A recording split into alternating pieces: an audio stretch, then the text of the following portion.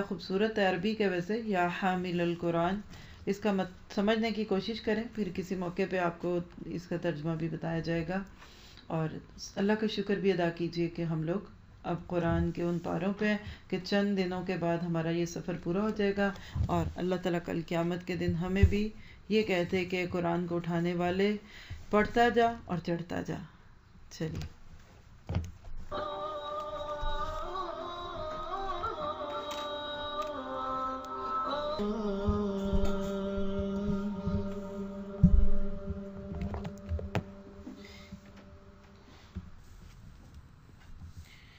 اعوذ باللہ آپ کے ہاتھ میں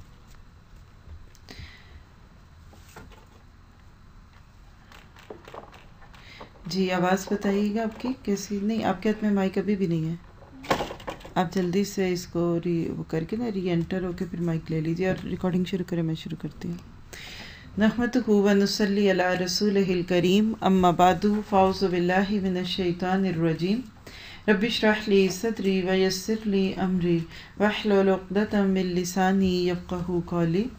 اللہ تعالیٰ کی توفیق اور اس کی رحمت سے 26ویں پارے کا آغاز کریں گے.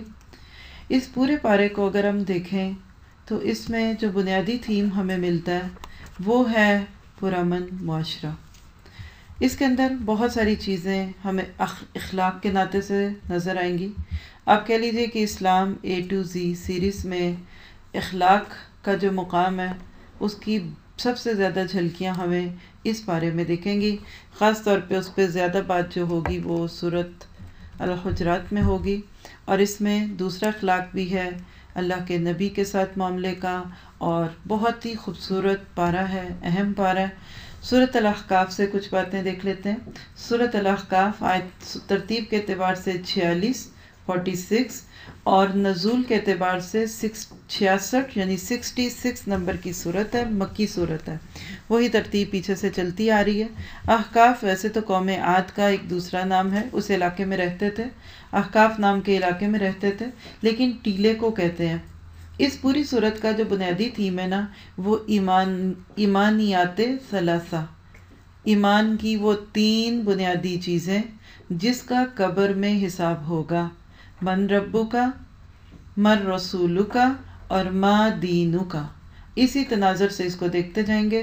چند سوالات جس کا صورت میں جواب ہوگا، بلکہ ایسا کرتے ہیں کیونکہ صورت بار بار پلٹتی ہے تو ٹائم بہت لگتا ہے بیچ میں، اور خاص طور پہ اینڈ پہ ہم پورے پارے کی صورتوں کے سوالات میں ترتیب سے بولوں گی، آپ خود ہی اس کو نوٹ کر لیں تاکہ پھر ہم صورت کے ساتھ نہ پھر بعد میں جیسے چاہیں ایڈیٹنگ میں کرنا چاہیں تو کر لیجئے.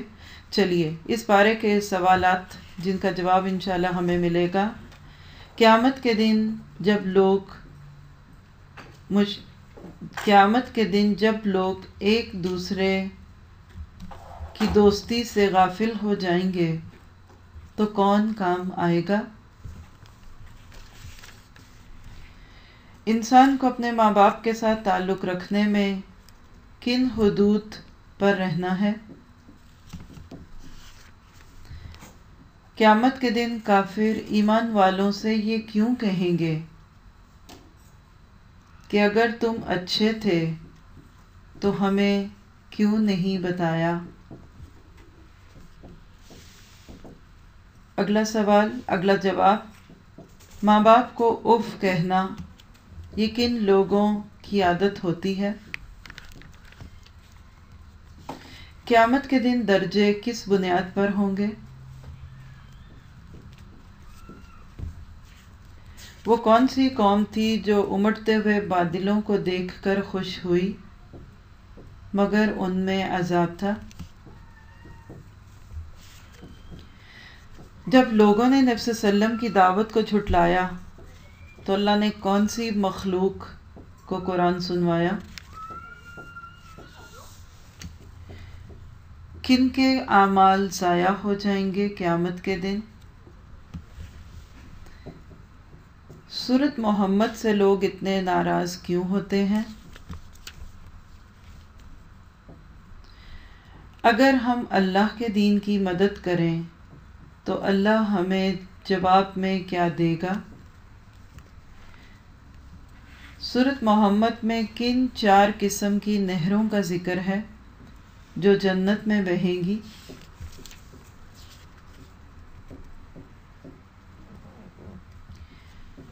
منافق نفاق والی صورتوں کو سن کر کیا رویہ اختیار کرتے تھے؟ قرآن میں تدبر سے کیا مراد ہے اور اس سے کیا ملتا ہے؟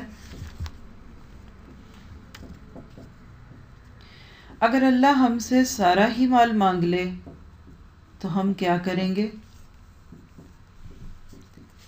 شر میں خیر کیسے آتی ہے؟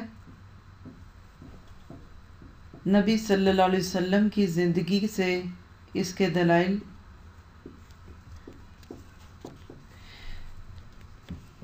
صلح حدیبیہ فتح مبین کیسے تھی؟ بیعت رضوان کیا تھی اور ان کے کرنے والوں کے درجے کیا تھے؟ جنگوں کے وقت پیچھے رہنے والے فتح کی صورت میں کیا بہانے کرتے ہوئے آگے آنا چاہتے ہیں؟ اللہ نے اپنے نبی کی مدد کیسے کی؟ حمیت الجاہلیہ سے کیا مراد ہے؟ نبی صلی اللہ علیہ وسلم کی آمد کا کیا مقصد تھا اور آج ہم اس میں کس طرح حصے دار ہو سکتے ہیں؟ صحابہ کرام کی وہ کون سی خوبیاں تھیں جن کا تذکرہ تورات اور انجیل میں تھا؟ معاشرے کو پرامن بنانے کے لیے سورۃ حجرات میں کیا آداب سکھائے گئے؟ ایمان کو سینے میں سجانا، اس سے کیا مراد ہے؟ مومن مومن کا بھائی ہے، آج اس پر عمل کیسے کیا جائے؟ مردہ بھائی کا گوشت کھانا، اس سے کس چیز کو تشبیہ دی گئی؟ خاندان برادری کو اعلیٰ سمجھنا کیا اسلامی طریقہ ہے؟ ہماری زبان سے جو بھی لفظ نکلتا ہے کیا اس کو لکھ لیا جاتا ہے یا چھوڑ دیا جاتا ہے؟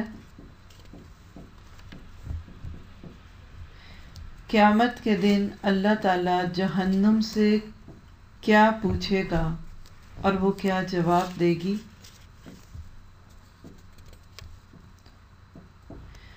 قرآن کی نصیحت سے کون فائدہ اٹھاتا ہے؟ سورۃ ذاریات کا بنیادی نقطہ مسلسل محنت کیوں ہے؟ اور اسی طرح کی چند اور باتیں ہم اللہ تعالیٰ سے دعا کریں گے کہ ہمیں ان سب سوالوں کا جواب بلکہ اس سے بھی زیادہ چیزوں کا جواب لینے والا بنا دے۔ شروع کرنے سے پہلے ایک چھوٹا سا قرض ادھارتا ہوں آپ کے ساتھ کہ ہم نے پیچھے بات کی تھی کہ الحمدللہ رب العالمین قرآن پاک میں کہاں ہے اور کتنی بار ہے، تو اس کے بارے میں آپ ہی میں سے کسی ساتھی نے ہیلپ کر کے دیا کہ 6 جگہ ہے قرآن پاک میں الحمدللہ رب العالمین، سورۃ فاتحہ آیت نمبر 1 میں، سورۃ الانعام آیت 45 میں، سورۃ یونس آیت 10 میں، سورۃ زمر کا ریفرنس آپ خود ڈھونڈیں گے، سورۃ صافات 182 اور سورۃ غافر 65۔ اللہ تعالیٰ سے دعا کرتے ہیں کہ ہمیں بھی توفیق دے کہ ہم اس کی حمد اور تسبیح بیان کر سکیں۔ شروع کرتے ہیں، بسم اللہ الرحمن الرحیم۔ یہاں بھی پارے کے شروع میں یہ بتانا بھی کافی فائدہ مند ہوگا کہ کون کون سی صورت یا کچھ پارے ہوتے ہیں جن کے شروع میں زیادہ بات چلتی ہے اور گو تھرو کیا جاتا ہے ترجمہ، کچھ کے اینڈ پہ ترجمہ ہوتا ہے، لیکن یہاں انداز بالکل اپوزٹ ہوگا۔ جو انداز کسی بھی پارے کے آخر میں ہوتا ہے، آخری صورتیں عموماً جلدی پڑھی جاتی ہیں، لیکن 26ویں پارے میں پہلی صورت جلدی ہم پڑھیں گے کیونکہ اگلی صورتیں جو ہیں وہ ہم سے بہت کچھ مانگتی ہیں۔ تو آئیے شروع کرتے ہیں، بسم اللہ الرحمن الرحیم۔ حامیم تنزیل الکتاب من اللہ العزیز الحکیم۔ اللہ کے نام سے جو مہربان اور داتا اللہ کے نام سے جو بے انتہا مہربان اور رحم فرمانے والا ہے۔ حامیم، اس کتاب کا نزول اللہ زبردست اور دانا کی طرف سے ہے۔ ہم نے زمین و آسمان کو اور ان ساری چیزوں کو جو ان کے درمیان میں ہیں برحق اور ایک مدت خاص کے تعین کے ساتھ پیدا کیا ہے، مگر یہ کافر لوگ اس حقیقت سے منہ موڑے ہوئے ہیں جس سے ان کو خبردار کیا گیا۔ اے نبی، ان سے کہو، کبھی تم نے آنکھیں کھول کر دیکھا؟ کیسا خوبصورت پرووک کرنے کا سٹائل ہے کہ وہ ہستیاں ہیں کیا جنہیں تم اللہ کو چھوڑ کر پکارتے ہو؟ ذرا مجھے دکھاؤ تو صحیح کہ زمین میں انہوں نے کیا پیدا کیا، یا آسمانوں کی تخلیق اور تدبیر میں ان کا کوئی حصہ ہے؟ اس سے پہلے آئی ہوئی کوئی کتاب یا علم کا کوئی باقی حصہ ان عقائد کے ثبوت میں اگر تمہارے پاس ہو تو وہی لے آؤ اگر تم سچے ہو۔ کس چیز میں سچے ہو؟ اس دعوے میں سچے ہو۔ آخر اس شخص سے زیادہ بہکا ہوا انسان اور کون ہوگا جو اللہ کو چھوڑ کر ان کو پکارے، جو قیامت تک ان کو جواب نہیں دے سکتے، بلکہ یہ تو اس سے بھی بے خبر ہے کہ پکارنے والے ان کو پکار رہے ہیں، اور جب تمام انسان جمع کیے جائیں گے اس وقت وہ اپنے پکارنے والوں کے دشمن اور ان کی عبادت کے منکر ہوں گے۔ دیکھیے کہ اس سورت کے شروع میں بات جیسا کی ہوئی کہ یہ ایمانیات ثلاثہ کا دفاع کرتی ہوئی دکھتی ہے۔ لوگوں نے اللہ کے بارے میں غلط تصور رکھا جس کی بنیاد پر بے دینی آ گئی۔ دوسری چیز، رسول کے مقام کو ٹھیک نہ سمجھا، اس سے بے دینی آ گئی اور خوش فہمی اور خواہشیں پیدا ہو گئیں۔ تیسری، ان لوگوں کی گمراہی کی وجہ بنتی ہے آخرت کے بارے میں اندازہ درست نہیں لگایا۔ ایسے ہی سوچ لیا جیسے دنیا کا کوئی امتحان ہے جہاں رشوت چلتی ہے اور نمبر لگ جاتے ہیں۔ چوتھی خرابی جو انسانوں میں آئی وہ دنیا کو کمرہ امتحان سمجھے بغیر اب اس دنیا کو پارٹی پلیکس یا فن پلیکس سمجھا۔ یہ چار وہ بنیادیں بنتی ہیں جس پہ بے دینی اور بے عملی شروع ہوتی ہے۔ آپ اس صورت میں جمع کرتے جائیے اور اپنی زندگی میں خود دیکھ لیجئے کہ لوگ کیوں غلط کام کرتے ہیں۔ آج اگر آپ خود دیکھیں کہ قرآن توحید کے ذکر سے بھرا پڑا، قرآن نبی صلی اللہ علیہ وسلم کی شان اور آپ کے مقام کا تذکرہ کرتا ہے، قرآن لوگوں کو آخرت اس طرح دکھاتا ہے جیسے کہ کسی بھی سیٹلائٹ کے ذریعے سے آپ دنیا کے کسی دوسرے حصے کو دیکھتے ہیں، اور قرآن چوتھی بات بھی کھول کھول کے بیان کر دیتا ہے کہ لوگوں، یہ زندگی کوئی کھیل نہیں بلکہ یہ تماشا ہے۔ اس کے باوجود لوگ کیوں غافل ہیں؟ کیونکہ زندگی میں قرآن نہیں ہے، سمجھ نہیں آتی۔ آپ اپنے دین کی بات چھوڑ دیجئے، دنیا کے ہر مذہب کی الہامی کتابوں میں کہیں نہ کہیں ان چاروں چیزوں کی طرف اشارہ ملتا ہے۔ اگر آپ نے ڈاکٹر ذاکر نائک کے کوئی لیکچر سنے ہو تو آپ دیکھتے ہیں کہ ان کی خوبی کیا ہے کہ وہ ہندوؤں کو انہی کی کتابوں کی باتیں ریفرنس کے طور پہ بتاتے ہیں، جس سے پتہ چلتا ہے ان کی اپنی کتابوں میں اللہ کا تصور موجود تھا۔ نبی صلی اللہ علیہ وسلم کو سومانی کے نام پہ، ان کی ماں سومانی کے نام پہ، جن کا مطلب عربی میں آپ سمجھیے چینج کریں تو آمنہ بن جاتا ہے، اس طریقے سے وہ بتاتے ہیں۔ بائبل میں موجود ہے۔ ان کے اپنے اسکالرز یعنی کرسچین اور جیوز کے اسکالر جو ہیں وہ کہتے ہیں کہ کیا ہے قرآن کی باتیں، یا اس طرح سے آپ دیکھیں کہ آج بھی وہ کہتے ہیں کہ تورات اور انجیل اگر بدل بھی چکی ہے نا، لیکن وہ آیتیں جو اصل میں اللہ تعالیٰ نے اس میں اتاری تھی نا، وہ کیا ہے کہ لائک ڈائمنڈ ان رنگ، کہ یعنی کچرے کے ڈھیر میں اگر ایک ڈائمنڈ پڑا ہوا ہے، اس طرح آج بھی بدلی ہوئی تورات کے اندر وہ آیتیں جو اللہ کی ہیں وہ موجود ہیں۔ اصل بات یہ ہے کہ لوگ جب اپنے دین کی کتابیں چھوڑ دیتے ہیں پڑھنا، نتیجہ خرابی ہوتا ہے۔ میں نے ابھی لفظ ہندو دھرم کا بولا کہ وہاں نبی صلی اللہ علیہ وسلم کا ذکر ہے، ایک آرٹیکل بھی میرے پاس آیا، ایک دفعہ پڑھ کے بھی سنایا گیا تھا ایک دو کلاسوں میں، کہ اس میں انہوں نے اب اس چیز کو پروو کیا ہے کہ ایک آنے والے کی خبر ان کی کتابیں بھی دیتی ہیں، اور جب وہ اس کو جوڑتے ہیں تو وہ محمد رسول اللہ بنتے ہیں۔ اب آپ کے ذہن میں آئے گا، اچھا یہ تو سراسر ہندو دھرم پتھر یعنی بتوں کے پجاری ہیں، تو کیا یہ بھی کوئی، یہ دین کہاں سے شروع ہوا؟ تو ہلکا سا اشارہ سمجھ لیجئے کہ ایسا ہوا ہوگا کہ ماضی میں ہندوستان کے علاقے میں بھی ایک رسول آئے تھے، انہوں نے وہاں جا کے توحید کا پیغام دیا، کیونکہ اللہ نے پوری انسانیت کو ایک دفعہ پیغام ضرور دلایا ہے، کوئی نہیں رہا۔ اب ہوا کیا کہ شروع میں لوگ ان کی باتوں پہ عمل کرتے رہے، جب وہ نبی دنیا سے گئے تو ان کی باتوں کو ماننے کے بجائے اس نبی کو اتنا پوجا کہ اس کا بت بنا لیا۔ اور ان کی باتوں کو پیش کر کے آگے شرک کو شروع کر دیا، بالکل جیسے آج ہماری امت کا حال ہو چکا ہے۔ آپ دیکھ ہی رہے ہیں کہ اللہ کے نبی صلی اللہ علیہ وسلم کی ذات سے محبت کرنے کی بجائے یہ تو شکر ہے کہ اسلام نے بت پرستی اور مجسمہ سازی سے منع کیا، ورنہ آج آپ دیکھیے ہماری ہر مسجد میں نبی صلی اللہ علیہ وسلم کے نام کا ایک اسٹیچو تو ضرور ہوتا۔ تو ہر مذہب جتنا بھی آج آپ دکھ رہا ہے یہ بگڑا ہوا مذہب ہے، کن کا؟ کسی بھی پرانے نبی کے فالوورز کا۔ تو اللہ سے دعا کیجئے کہ جس طرح آج ہم مسلمان دین سیکھ کے دین پہ آ رہے ہیں، اس طرح دنیا کے دوسرے دین بھی والے بھی ایک دفعہ قرآن کو پڑھیں، اللہ کے نبی کی تعلیمات پہ غور کریں، ہو سکتا ہے کہ ان کو اسی اپنی کتابوں کے ریفرنسز میں سے رہنمائی مل جائے۔ فرمائے ان لوگوں کو جب ہماری صاف صاف آیتیں سنائی جاتی ہیں اور حق ان کے سامنے آ جاتا ہے تو یہ کافر لوگ اس کے متعلق کہتے ہیں یہ تو کھلا جادو ہے۔ کیا ان کا کہنا یہ ہے کہ رسول نے اسے خود گھڑ لیا ہے؟ اب یہ دوسرے سوال کا جواب ہے جو نوٹ کیا تھا اپنے شروع میں۔ ان سے کہو اگر میں نے اسے خود گھڑ لیا ہے تو تم مجھے اللہ کی پکڑ سے کچھ بھی نہ بچا سکو گے۔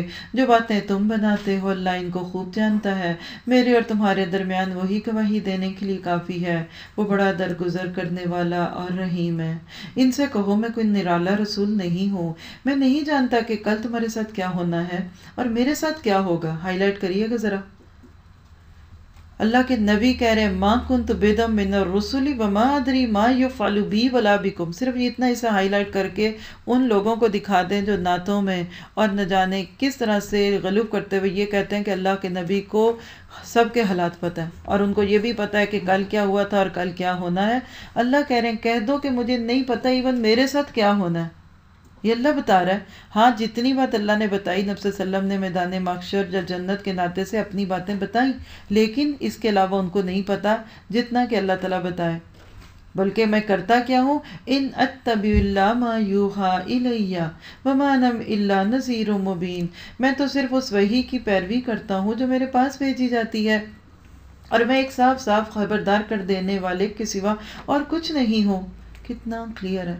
یہ سوال قبر میں پوچھا جائے گا مر رسولو کا، اور یقین کیجیے اگر تعلق بھی رسول ٹھیک نہیں، اگر نبی صلی اللہ علیہ وسلم کون تھے، کیسے تھے، نور تھے کہ بشر تھے، کھاتے تھے کہ پیتے تھے، دنیا سے جانے کے بعد ان کو خبریں ملتی تھی کہ نہیں، اگر ہمارا اس کے بارے میں عقیدہ ٹھیک نہ ہوا اٹک جائیں گے بھائی، سوال سمجھ ہی نہیں آئے گا۔ ہم کہہ دیں گے ہاں وہ کون تھے، بس وہ ایسے تھے، مکہ میں بھی ہوتے تھے تو مدینہ میں بھی تھے، آج بھی ہیں، کوئی ناروے میں ان کو بلاتا ہے تو بھی آ جاتے ہیں اور کہیں بھی جاتے ہیں۔ کیا لوگ کہتے ہیں آگے رسول، آگے محمد کھڑے ہو جو، کتنا معروف ہے ہمارے کلچر میں آج درود شریف کے بعد یہ کہنا کہ اٹھو اب آگے رسول، کہاں سے آگے؟ اتنا پیارا روزہ چھوڑ کر، اتنی پیاری جنت کی جگہ چھوڑ کر آئیں گے تو یہ یاد رکھیے اس وقت اب آخری پاروں پہ آ چکے ہیں، بالکل نچڑنے والا ہے۔ اب ہمارا سمجھے کہ قرآن کا جو ہم نے ست لیا ہے تو نبی صلی اللہ علیہ وسلم کے بارے میں اپنے عقیدے کو ٹھیک کیے بغیر ہمارے عمل کبھی بھی ٹھیک نہیں ہو سکتے۔ کہا کہ اچھا میں تو ایک صاف صاف خبردار کر دینے کے سوا اور کچھ بھی نہیں ہوں۔ اے نبی ان سے کہو کبھی تم نے سوچا بھی کہ اگر یہ کلام اللہ ہی کی طرف سے ہو اور تم نے اس کا انکار کر دیا تو تمہارا انجام کیا ہوگا؟ کیوں جھٹلاتے ہو؟ کیوں تعصب کے مارے اس کتاب کا انکار کرتے ہو؟ اس میں ماں دینو کا والا سوال آ رہا ہے جو قیامت کے دن پوچھا جائے گا۔ اور اس جیسے کلام پر تو بنی اسرائیل کا ایک گواہ گواہی بھی دے چکا ہے، وہ ایمان لے آیا اور تم اپنے گھمنڈ میں پڑے ہوئے ہو۔ ایسے ظالموں کو اللہ ہدایت نہیں دیتا جن لوگوں نے ماننے سے انکار کر دیا۔ وہ ایمان لانے والوں کے متعلق کہتے ہیں اگر اس کتاب کو مان لینا کوئی اچھا کام ہوتا تو یہ لوگ اس معاملے میں ہم سے سبقت نہ لے جاتے۔ نوٹ کیجئے تکبر والا جملہ۔ کچھ لوگ ہوتے ہیں جو دنیا میں ان لیڈز ہوتے ہیں، لیڈرز بنے ہوتے ہیں، بہت ٹرینڈ سیٹرز ہوتے ہیں، وہ سوچتے ہیں ہر نیا فیشن ہم سے نکلے گا، ہر نیا رواج، ہر نئی چیز پہلے لوگ ہمارے پاس دیکھیں گے۔ اب جب وہ دین داروں کے پاس دین دیکھتے ہیں تو اپنے پاس تو ہوتا کوئی نہیں، کیونکہ وہ دین ان کی زندگی کے اوپر چوٹ ڈالتا ہے، تو یہ الزام لگاتے ہیں جیسے ہر چیز میں سب سے پہلے ہم آگے ہوتے تھے نا، دین اچھا ہوتا تو ہم بھی آگے ہوتے پہلے۔ یہ غریب غربا اور تھرڈ کلاس اور مڈل کلاس اور متوسط طبقے نے چونکہ لے لیا ہے تو اس کا مطلب کہ یہ ٹھیک دین ہی نہیں ہے، چونکہ انہوں نے اس سے ہدایت نہ پائی، اس لیے اب یہ ضرور کہیں گے یہ تو پرانا جھوٹ ہے۔ پرانا جھوٹ کیوں تھا؟ ہاں آدم علیہ السلام کے دور سے ہی چل رہا ہے، ہاں بھائی نبی صلی اللہ علیہ وسلم نے کوئی نیا پیغام نہیں دیا۔ قافلہ نبوت حضرت آدم سے شروع ہو کر محمد رسول اللہ صلی اللہ علیہ وسلم پہ پورا ہو گیا، آخری نبی تھے، کوئی نئی بات نہیں ہے۔ یہ بالکل ایسے جیسے آج ہم دین کی تعلیم دیتے ہوئے پچھلے ریفرنسز لے کے آتے ہیں. بیسٹ تفسیر ہوتی ہے جب آپ نبی صلی اللہ علیہ وسلم کی حدیثیں، صحابہ کرام کے اقوال نوٹ کریں، اور میں کہوں یہ آج کے دور کے عالم کا فتویٰ، یہ میرے استاد کا فتویٰ، یہ وہ ہے، تو آپ کو شک کرنا چاہیے کہ پتہ نہیں میں کسی دوسرے انسان کو کا دفاع تو نہیں کر رہی. تو شکر ہے اللہ کا کہ پرانی چیز ہے، ہمیں بھی پرانی لینی ہے. شاید آپ کو لفظ سنت کا معنی اگر عربی میں پتا ہو تو سننا یا سنو پرانے ہونے کو کہتے ہیں، اولڈ تھنگ. اس کے اپوزٹ ڈکشنری میں محدث آتا ہے، محدث یعنی بدعت، نئی چیز. ہم تو کہتے ہیں پرانی چیزوں کو مانتے ہیں. اپنے تفاسیر میں اگر کنسلٹ کریں تو آپ دیکھیں گے اسلاف کا لفظ بہت آئے گا، سلف سے پیچھے گزرے ہوئے لوگ، خلف ہوتے ہیں بعد میں آنے والے لوگ. تو الحمدللہ ہم تو بہت پرانا دین سیکھ رہے ہیں، کیونکہ اولڈ از گولڈ. نیا دین سیکھیں گے اس میں بہت سارے اضافے ہوں گے، ہمیں تو اپنی چیزوں کو پیچھے لے کر جانا ہے. حالانکہ اس سے پہلے موسیٰ کی کتاب رہنما اور رحمت بن کر آ چکی ہے، اور یہ کتاب اس کی تصدیق کرنے والی عربی زبان میں آئی ہے. آئی کیوں ہے اس کو ہائی لائٹ کیجیے. اصل مسئلہ یہ ہے لِيُنذِرَ الَّذِينَ ظَلَمُوا، تاکہ ظالموں کو آگاہ کر دے، وَبُشْرَىٰ لِلْمُحْسِنِينَ، اور نیک روش اختیار کرنے والوں کو بشارت دے. کون ہوتے ہیں وہ لوگ؟ إِنَّ الَّذِينَ قَالُوا رَبُّنَا اللَّهُ ثُمَّ اسْتَقَامُوا، یہ وہ لوگ ہیں جنہوں نے یہ کہہ دیا کہ اللہ ہمارا رب ہے، پھر وہ اس پر جم گئے. ان کے لیے نہ کوئی خوف ہے نہ غم زدہ ہوں گے. ایسے لوگ جنت میں جانے والے ہیں جہاں وہ ہمیشہ رہیں گے اپنے ان اعمال کے بدلے میں وہ جو وہ دنیا میں کرتے رہے. پھر دیکھ لیجئے دوبارہ آ گیا. ہم نے کل کتنی خوبصورت باتیں اس کے بارے میں سنی کہ اصل چیز استقامت ہے. شکل صورت کو اتنی پیاری نہیں ہوتی جب تک کہ وہ چیز مضبوط نہ ہو. دعا کیجئے اللہ میں استقامت کے درجوں پہ لگا دیں. ساری زندگی کا عمل علم حاصل کرنے کے صبر سے بڑا صبر علم پہ عمل کرنے کا ہے. اللہ ہمیں اس پہ ڈال دے. اب اس کے بعد ماں باپ کے بارے میں کچھ حتمی باتیں ہو رہی ہیں جو پیچھے کئی بار ہوئیں، اور اس کے بعد وَوَصَّيْنَا الْإِنسَانَ بِوَالِدَيْهِ إِحْسَانًا، ہم نے انسان کو ہدایت کی کہ وہ اپنے والدین کے ساتھ نیک برتاؤ کریں. یہ کھول کے کچھ بھی کھول دیں، ویب سائٹ کھول دیں. اس نے بنانا تھوڑا سا ان لوگوں میں سے کسی نے کچھ تھوڑا سا ادھر پکچرز پیچھے سے بنانی. آپ کی تو کوئی تصویر نہیں آئے گی، آپ کانشیس نہ ہوں. ہم لوگ ہیں، اگر مجھے آپ دیکھیں کہ میں نے نقاب کیا تو گھبرائیے گا نہیں، ٹھیک ہے؟ بس آپ اپنا کام کرتے جائیں اور کچھ نہیں. اعوذ باللہ من الشیطان الرجیم. ہم نے انسان کو ہدایت کی کہ وہ اپنے والدین کے ساتھ نیک برتاؤ کریں. اس کی ماں نے مشقت اٹھا کر اسے پیٹ میں رکھا اور مشقت اٹھا کر ہی اس کو جنا، اور اس کے حمل اور دودھ چھڑانے میں 30 مہینے لگ گئے، یہاں تک کہ جب وہ اپنی پوری طاقت کو پہنچا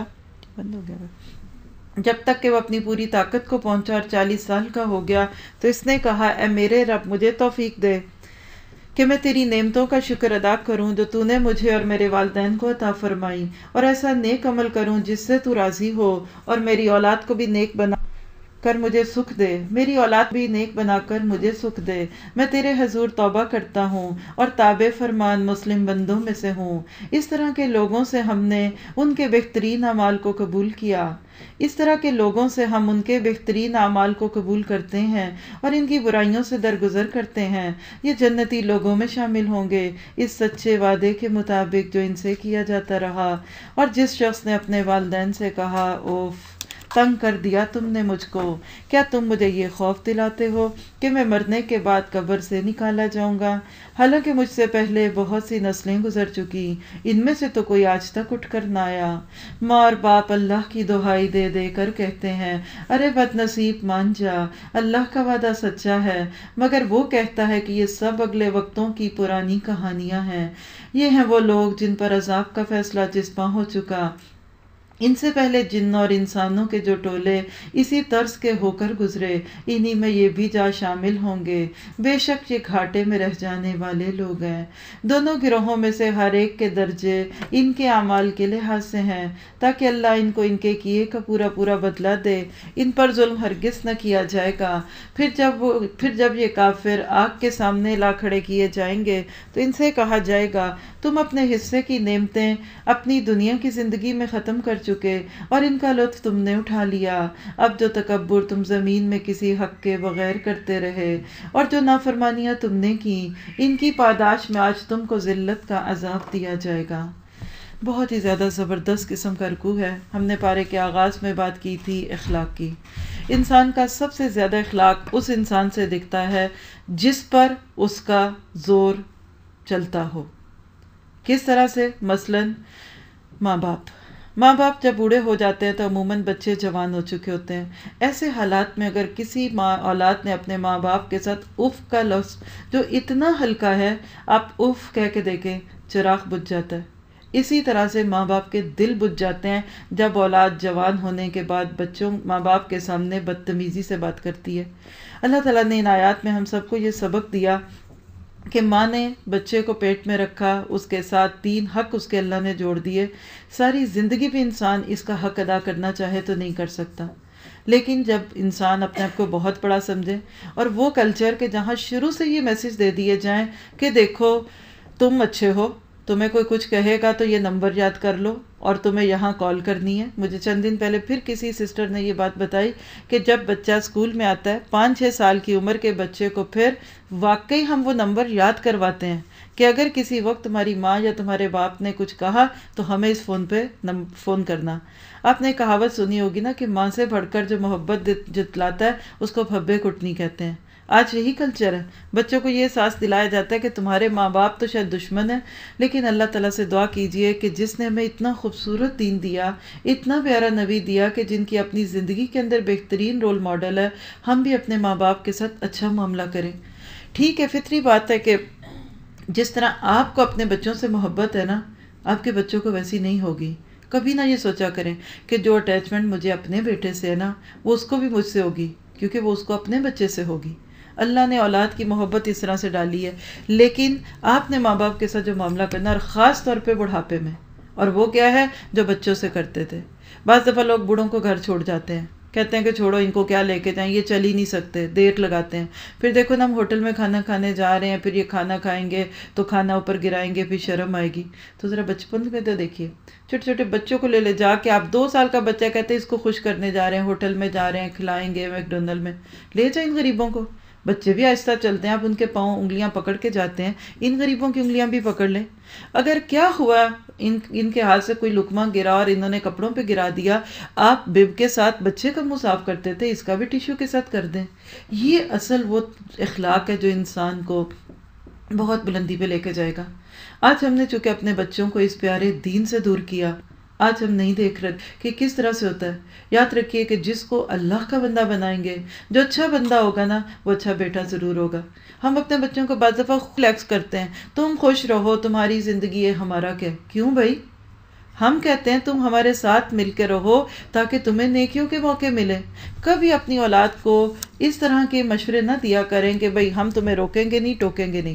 کیونکہ جب آپ کے بچے آپ کے بارے میں اچھا معاملہ کریں گے نا، بلکہ یہ بات بچوں کی نہیں، مجھے اپوزٹ وے پہ کہنی چاہیے. دیکھیے کہ اگر آپ اپنے ماں باپ کو کہتے ہیں جی آپ الگ رہیں، ہم الگ گئے، اور یہ اور ہماری بڑی ذمہ داریاں اور دس اینڈ دیٹ، نقصان کیا ہوگا؟ آپ کے اپنے جو بچے چھوٹے چھوٹے گودوں میں آپ کے پل رہے ہیں نا، وہ نہیں کبھی دیکھیں گے آپ کو خدمت کرتا ہوا.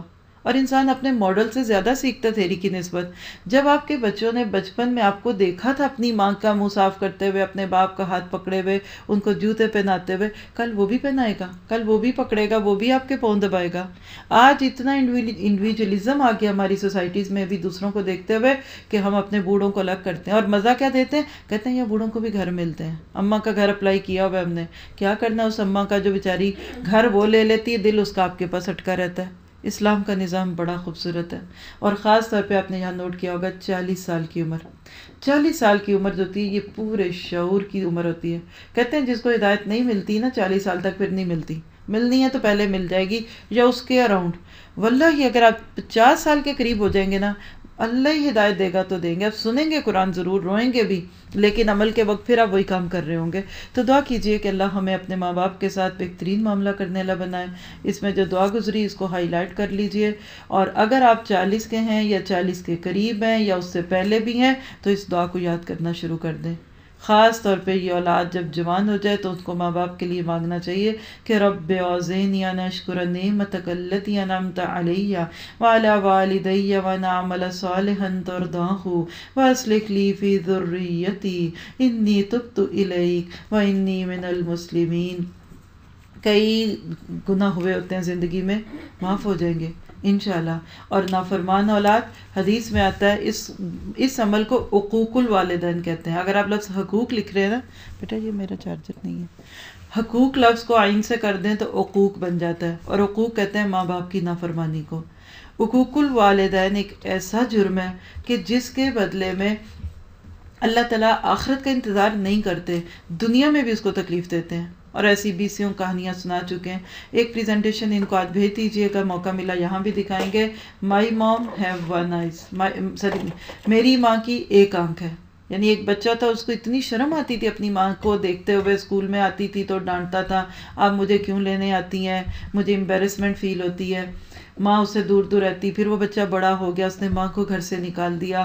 پھر ایک دفعہ ماں ملنے گئی اس کے بچے کو دیکھنے کے لیے تو اس نے پہچاننے سے انکار کر دیا۔ کافی سال گزر گئے، جب واپس سے ایک موقع پہ یہ اپنے شہر میں ایک بہت بڑا لیڈر بن کے آیا تو اس کے دل میں آیا کہ میں اپنی ماں کو ملوں، جس کو میں کبھی کتنے سال سے نہیں ملا۔ لیکن اتنے میں اس کو کسی نے خط دیا کہ تمہاری ماں جو ہے اس کا انتقال ہو چکا ہے کچھ دن پہلے، اور اس نے مرتے مرتے یہ خط تمہارے نام دیا۔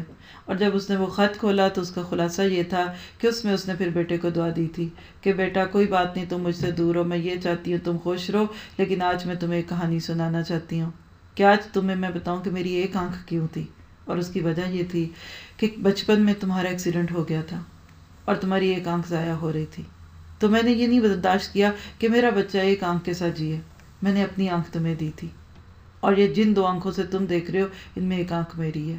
اور اس طرح کی ایموشنل باتیں تھی۔ آپ دیکھیے کہ کیا اللہ تعالیٰ کردار دکھاتے ہیں ہمارے سامنے یہاں، کہ وہ ماں باپ کو دیکھ کر کہتا ہے کیا تم نے مجھے مشکل میں تنگ کر دیا، تم نے مجھ کو۔ بیسیوں ایسے کہانیاں ماں باپ بچوں کی اگر ساتھ شیئر کرتے ہیں، آپ اپنے ماں باپ کے ناطے سے سنتے ہیں، آپ کے بچے آپ کے ناطے سے سنیں گے، کبھی بگاڑ نہیں پیدا ہوگا۔ اس میں ایک پورا لیکچر ہے، اولاد اور ماں باپ کا رشتہ بچا لو، اور اسی طرح اپوزٹ دوسرا بھی ہے۔ ہماری قرآن کی کرنیں سیریز ہے، انشاءاللہ ہم اپنے شہر میں اب یہ ڈیفرنٹ جگہوں پہ شروع کریں گے کورس، جہاں سے بھی دل چاہے گا لوگوں کا آگے کنٹینیو کرنے کا، تو اس کا آخری لیکچروں میں اگر آپ ویب سائٹ پہ جائیں تو آپ کو مل جائے گا قرآن کی کرنیں کے انڈر کہ گھر بچاؤ۔ تو اللہ سے دعا کیجئے کہ یہ رشتے بچ جائیں۔ آج جب خالق اور مخلوق کا رشتہ ٹوٹا نا تو باقی انسانوں کے رشتے بھی ٹوٹ گئے۔ بالکل یہ سائیکل کے ایکسل کی طرح ہوتا ہے، ایک تار ٹوٹتا ہے نا تو پھر ساری سائیکل جو ہے وہ بیکار ہو جاتی ہے۔ اللہ تعالیٰ سے دعا ہے کہ ہم اپنی نیکیوں کی حفاظت کر سکیں۔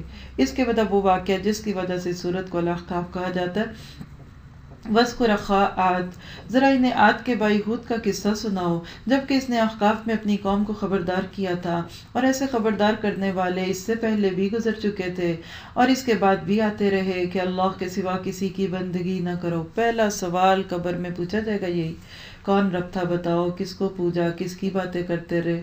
اور اگر یہ 3 سوال نہیں تیار کیے تو پھر فکر مند ہو ہم اپنی قبر کی پہلی رات کے بارے میں کہ وہاں ہمارے ساتھ ہونے کیا والا ہے۔ اور ہر نبی کی یہی دعوت تھی، مت سوچئے کہ یہ محمد رسول اللہ کی صرف دعوت تھی، ہر دور کے نبی نے یہی میسج دیا تھا کہ لوگو لا الہ الا اللہ۔ اور شیطان بھی اتنا عقل مند ہے کہ اس کو پتہ ہے کہ اسی سے بات شروع ہوتی ہے، بس آج اس نے امت کو اس میں تو ڈال دیا، شرک کر لو، کسی نہ کسی رنگ کا کوئی نہ کوئی شرک آج ہمارے اندر موجود ہے، اس میں فارغ کر دیتا ہے نا، پھر اس کے بعد کہتا ہے اب یہ نیکی بھی کرو، 100 دانوں کی تسبیح نہیں 500 کی تو لو کم از کم، اور کھڑے ہو کے عبادت کرو اور یہ کرو، پھر وہ نئے کام کراتا ہے کیونکہ اس کو پتا ہے پیچھے سے کاؤنٹ ہی کلوز ہے۔ آپ ایک چھوٹی سی مثال سمجھیں توحید کے لیے، انشاءاللہ آپ کو اس کی اہمیت سمجھ آئے گی۔ کسی نے بینک میں اکاؤنٹ کھلوایا ہی نہ ہو، یا کھلوایا اور اس کو بند کرا دیا، پھر اس کے بعد ہر مہینے چیک بھیجے، اس میں منی ڈالے، لوگوں کو اس اکاؤنٹ کا نمبر دے، اینڈ آف دا منتھ اس کے اکاؤنٹ میں ایک پیسہ ہوگا؟ ایک بھی نہیں ہوگا۔ وہ کہیں سیز ہو گیا ہو، کہیں ضائع ہو گیا ہو تو ہو گیا ہو، اس میں نہیں ہوگا۔ وہ کیوں؟ وہ کہیں گے جی آپ کا پہلی بات اکاؤنٹ ہی نہیں تھا، ایسے ہی 2-4 لفظ ABCD لکھ کے لوگوں کو دے دیے۔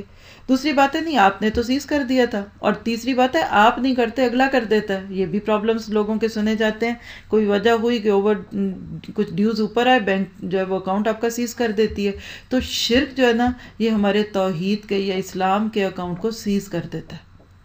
باہر ہی پڑی رہیں گی نیکیاں، اگر آپ نے کچھ کی ہیں جس دن کھاتا کھلے گا پھر ہی اندر جائیں گی، اور اگر دنیا میں توبہ کر لی ایک دم اللہ بحال کر دے گا، پھر آپ کو ایک میسج آئے گا کہ الحمدللہ آپ کا اکاؤنٹ کھول دیا گیا۔ اللہ تعالیٰ سے دعا ہے کہ ہمارے اکاؤنٹ کلوز نہ ہو۔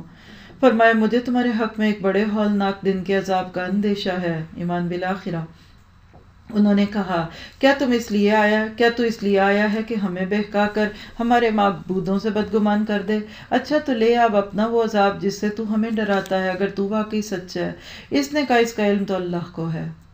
دیکھیں یہ ہے خوبصورت طریقہ، اللہ پہ بات ڈال دے، اور میں تو صرف پیغام پہنچا دینے والا ہوں، اور میں تو صرف وہ پیغام تم کو پہنچا رہا ہوں جسے دے کر مجھے بھیجا گیا، مگر میں دیکھ رہا ہوں کہ تم لوگ جہالت برت رہے ہو۔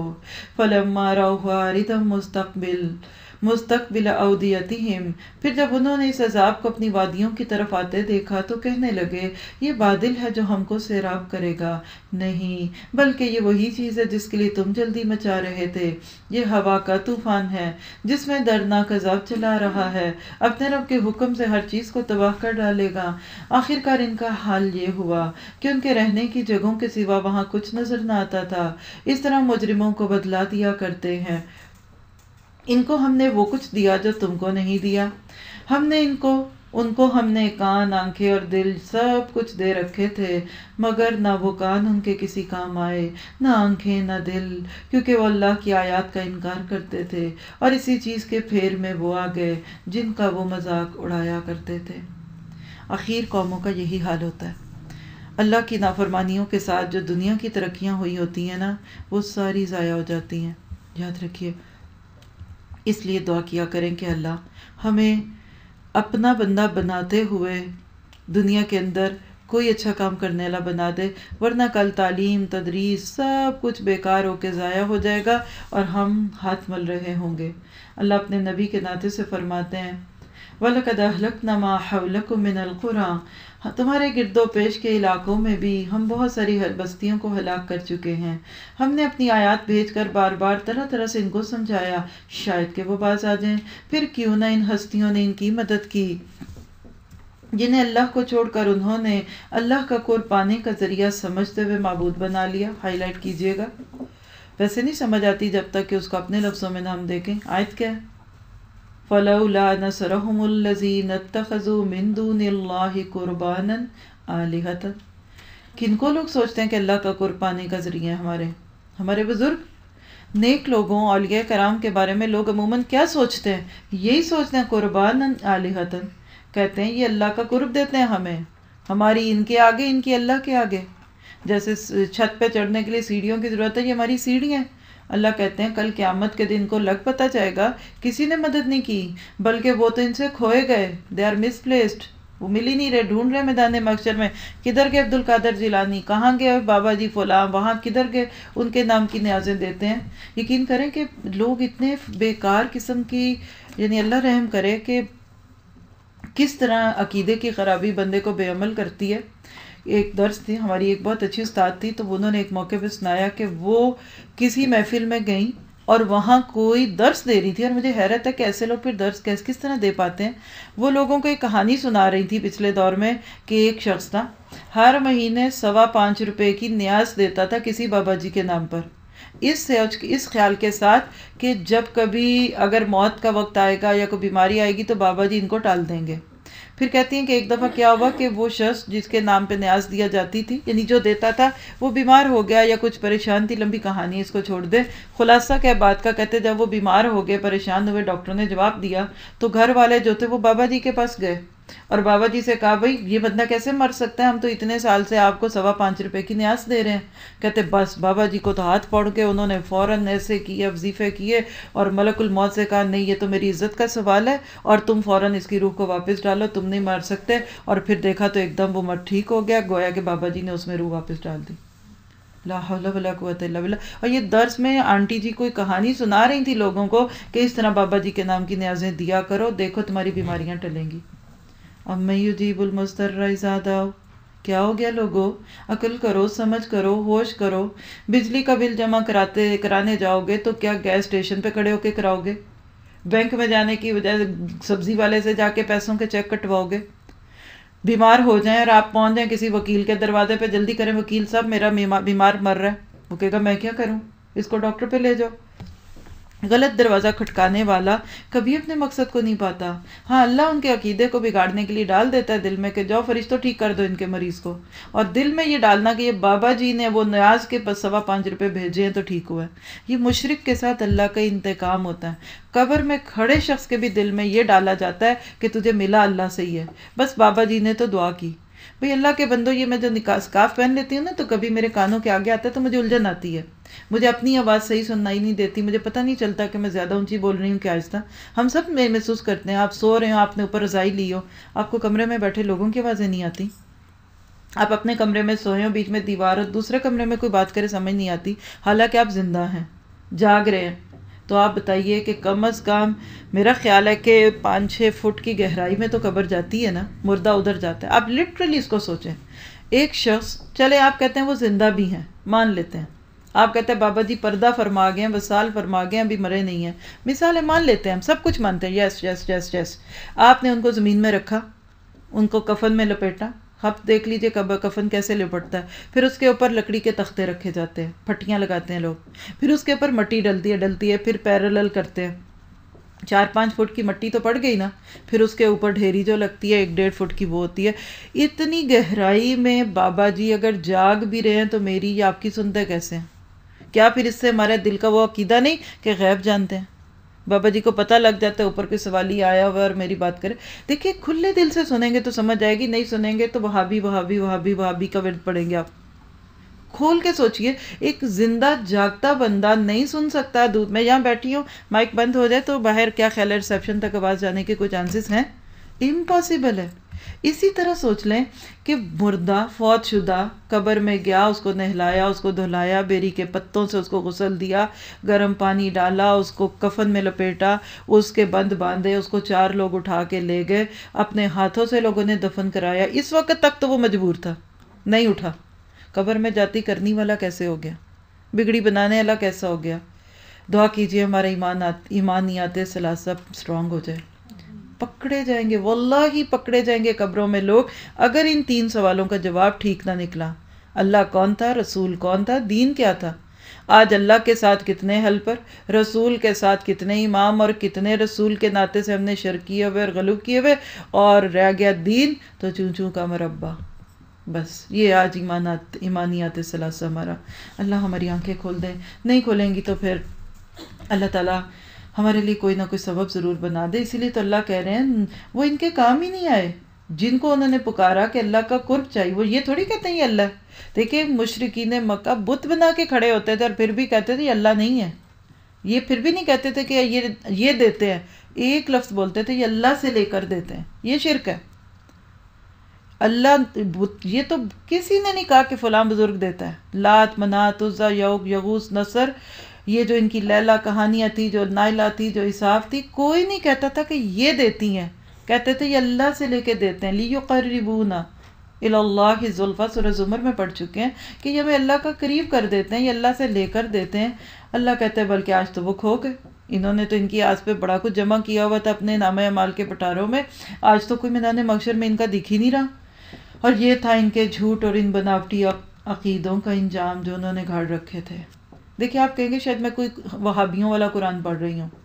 آپ اپنا قرآن کھولیں، جس کا غیر وہابی قرآن کہتے ہیں نا، جا کے ان آیتوں کا ترجمہ پڑھ لیں. میرے پاس بھی کئی رکھے ہوئے، اگر آپ چاہیں تو حیرت ہوگی لوگوں نے جو ان کی تعویلات کی ہیں. قرآن کے ترجمے کو تو کوئی نہیں بدل سکتا الحمدللہ، لیکن وہ کہتے ہیں نہیں یہ نہیں یہ ہے، یہ نہیں یہ جہاں آئے گا نا مگر یہ، تو سمجھیں کہ اس کے اندر اگر سے مگر کوئی چیز ہے.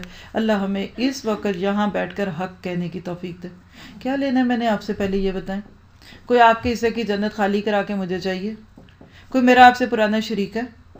کوئی رشتہ داری میں کوئی جھول تھا؟ کوئی میرا آپ سے کوئی جائیداد کا جھگڑا تھا کہ میں کو اللہ میں نے ان کا عقیدہ خراب کر کے جنت لینی ہے؟ اللہ کے بندو انی احبک فی اللہ، میں آپ سب سے اللہ کے لیے پیار کرتی ہوں. اللہ کا قرآن آپ سے پیار کرتا ہے، اللہ آپ سے پیار کرتا ہے، اللہ کا رسول آپ سے پیار کرتا ہے. کیا ہو گیا من گڑت باتوں کو جن کو خود نہیں پتا؟ 2-4 سوال پوچھیں آپ کسی قبر والے سے، یعنی ایسے عقیدے پروموٹ کرنے والوں سے، یقین کرے گھبرائیں گے. مجھے ایسے کہانیاں یاد آ جاتی ہیں جب میں بات ذرا چھیڑتی ہوں. یقین کریں کہ ایک دفعہ ایسا ہوا، اللہ کا شکر الحمدللہ ہم نے شروع سے یہ ماحول دیکھا. ارد گرد تو بہت کچھ تھا، جو کچھ اب لوگوں میں دیکھتے ہیں ہمارے اپنے ریلیٹیوز میں بہت تھا پہلے. قبروں پہ بھی جاتے تھے، سب کچھ کرتے تھے۔ میرے والد کو اللہ تعالیٰ نے کچھ اس قسم کی ہدایت دی کہ انہوں نے شروع سے اس چیز کو پسند نہیں کیا۔ ایک دفعہ کچھ ایسی کہانی ہوئی، کسی نے خاندانی کے ہمارے کسی نے کہا تمہیں نہیں پتا فلاں بابا جی ہیں، وہ یہ کرتے ہیں، ان کو دل کا حال پتہ چل جاتا ہے، بیماری کا علاج کرتے ہیں۔ میرے ابو نے ایسے ہی کہا جیسے آبزرو کرنے کے، کہنے کہ مجھے وہاں لے جاؤ، میں جاتا ہوں۔ اچھا، انہوں نے کہا ٹھیک ہے چلتے ہیں نا، اور بہت ہوتا ہے اور یہ ہوتا ہے اور ہمیں محسوس ہوتا ہے مدینے میں پہنچ گیا، اور یہ اس طرح کی کہانی تھی۔ خیر میرے والد کہتے ہیں ہم گئے، ایک بزرگ بیٹھے تھے۔ پہلی بات تو آپ دیکھیے کہ اکیلی عورت کے ساتھ ایک مرد اکیلا ہو، واللہ آپ کو کسی کا دین دیکھنا ہے تو پہلے یہ دیکھ لیں کہ وہ اللہ کی حد تو نہیں توڑتا۔ ایک عورت اکیلی اور اس کے ساتھ ایک مرد ہے، چاہے وہ دین سیکھ رہا ہے سکھا رہا ہے، اس کے دین کو اصلاح کی ضرورت ہے۔ اکیلی عورت جانے والی اور وہاں بابا جی اکیلے بیٹھے ہوتے ہیں، یہ تو آپ صرف اگر جا کے یوٹیوب پہ پیروں کے کرامات کا یا کوئی ایک لفظ ڈال کے دیکھیے، اتنی عجیب و غریب کہانی آپ کو تصویروں میں دکھیں گی۔ چما پیر، چمیاں لینے والا پیر، کس کرتے ہیں وہ لڑکیوں کو، پریگننٹ کرنے والے پیر ہیں۔ واللہ میں کسی کے بارے میں کچھ نہیں جانتی نہ کہتی، لیکن یہ آپ کو سرچ میں خود مل جائے گا۔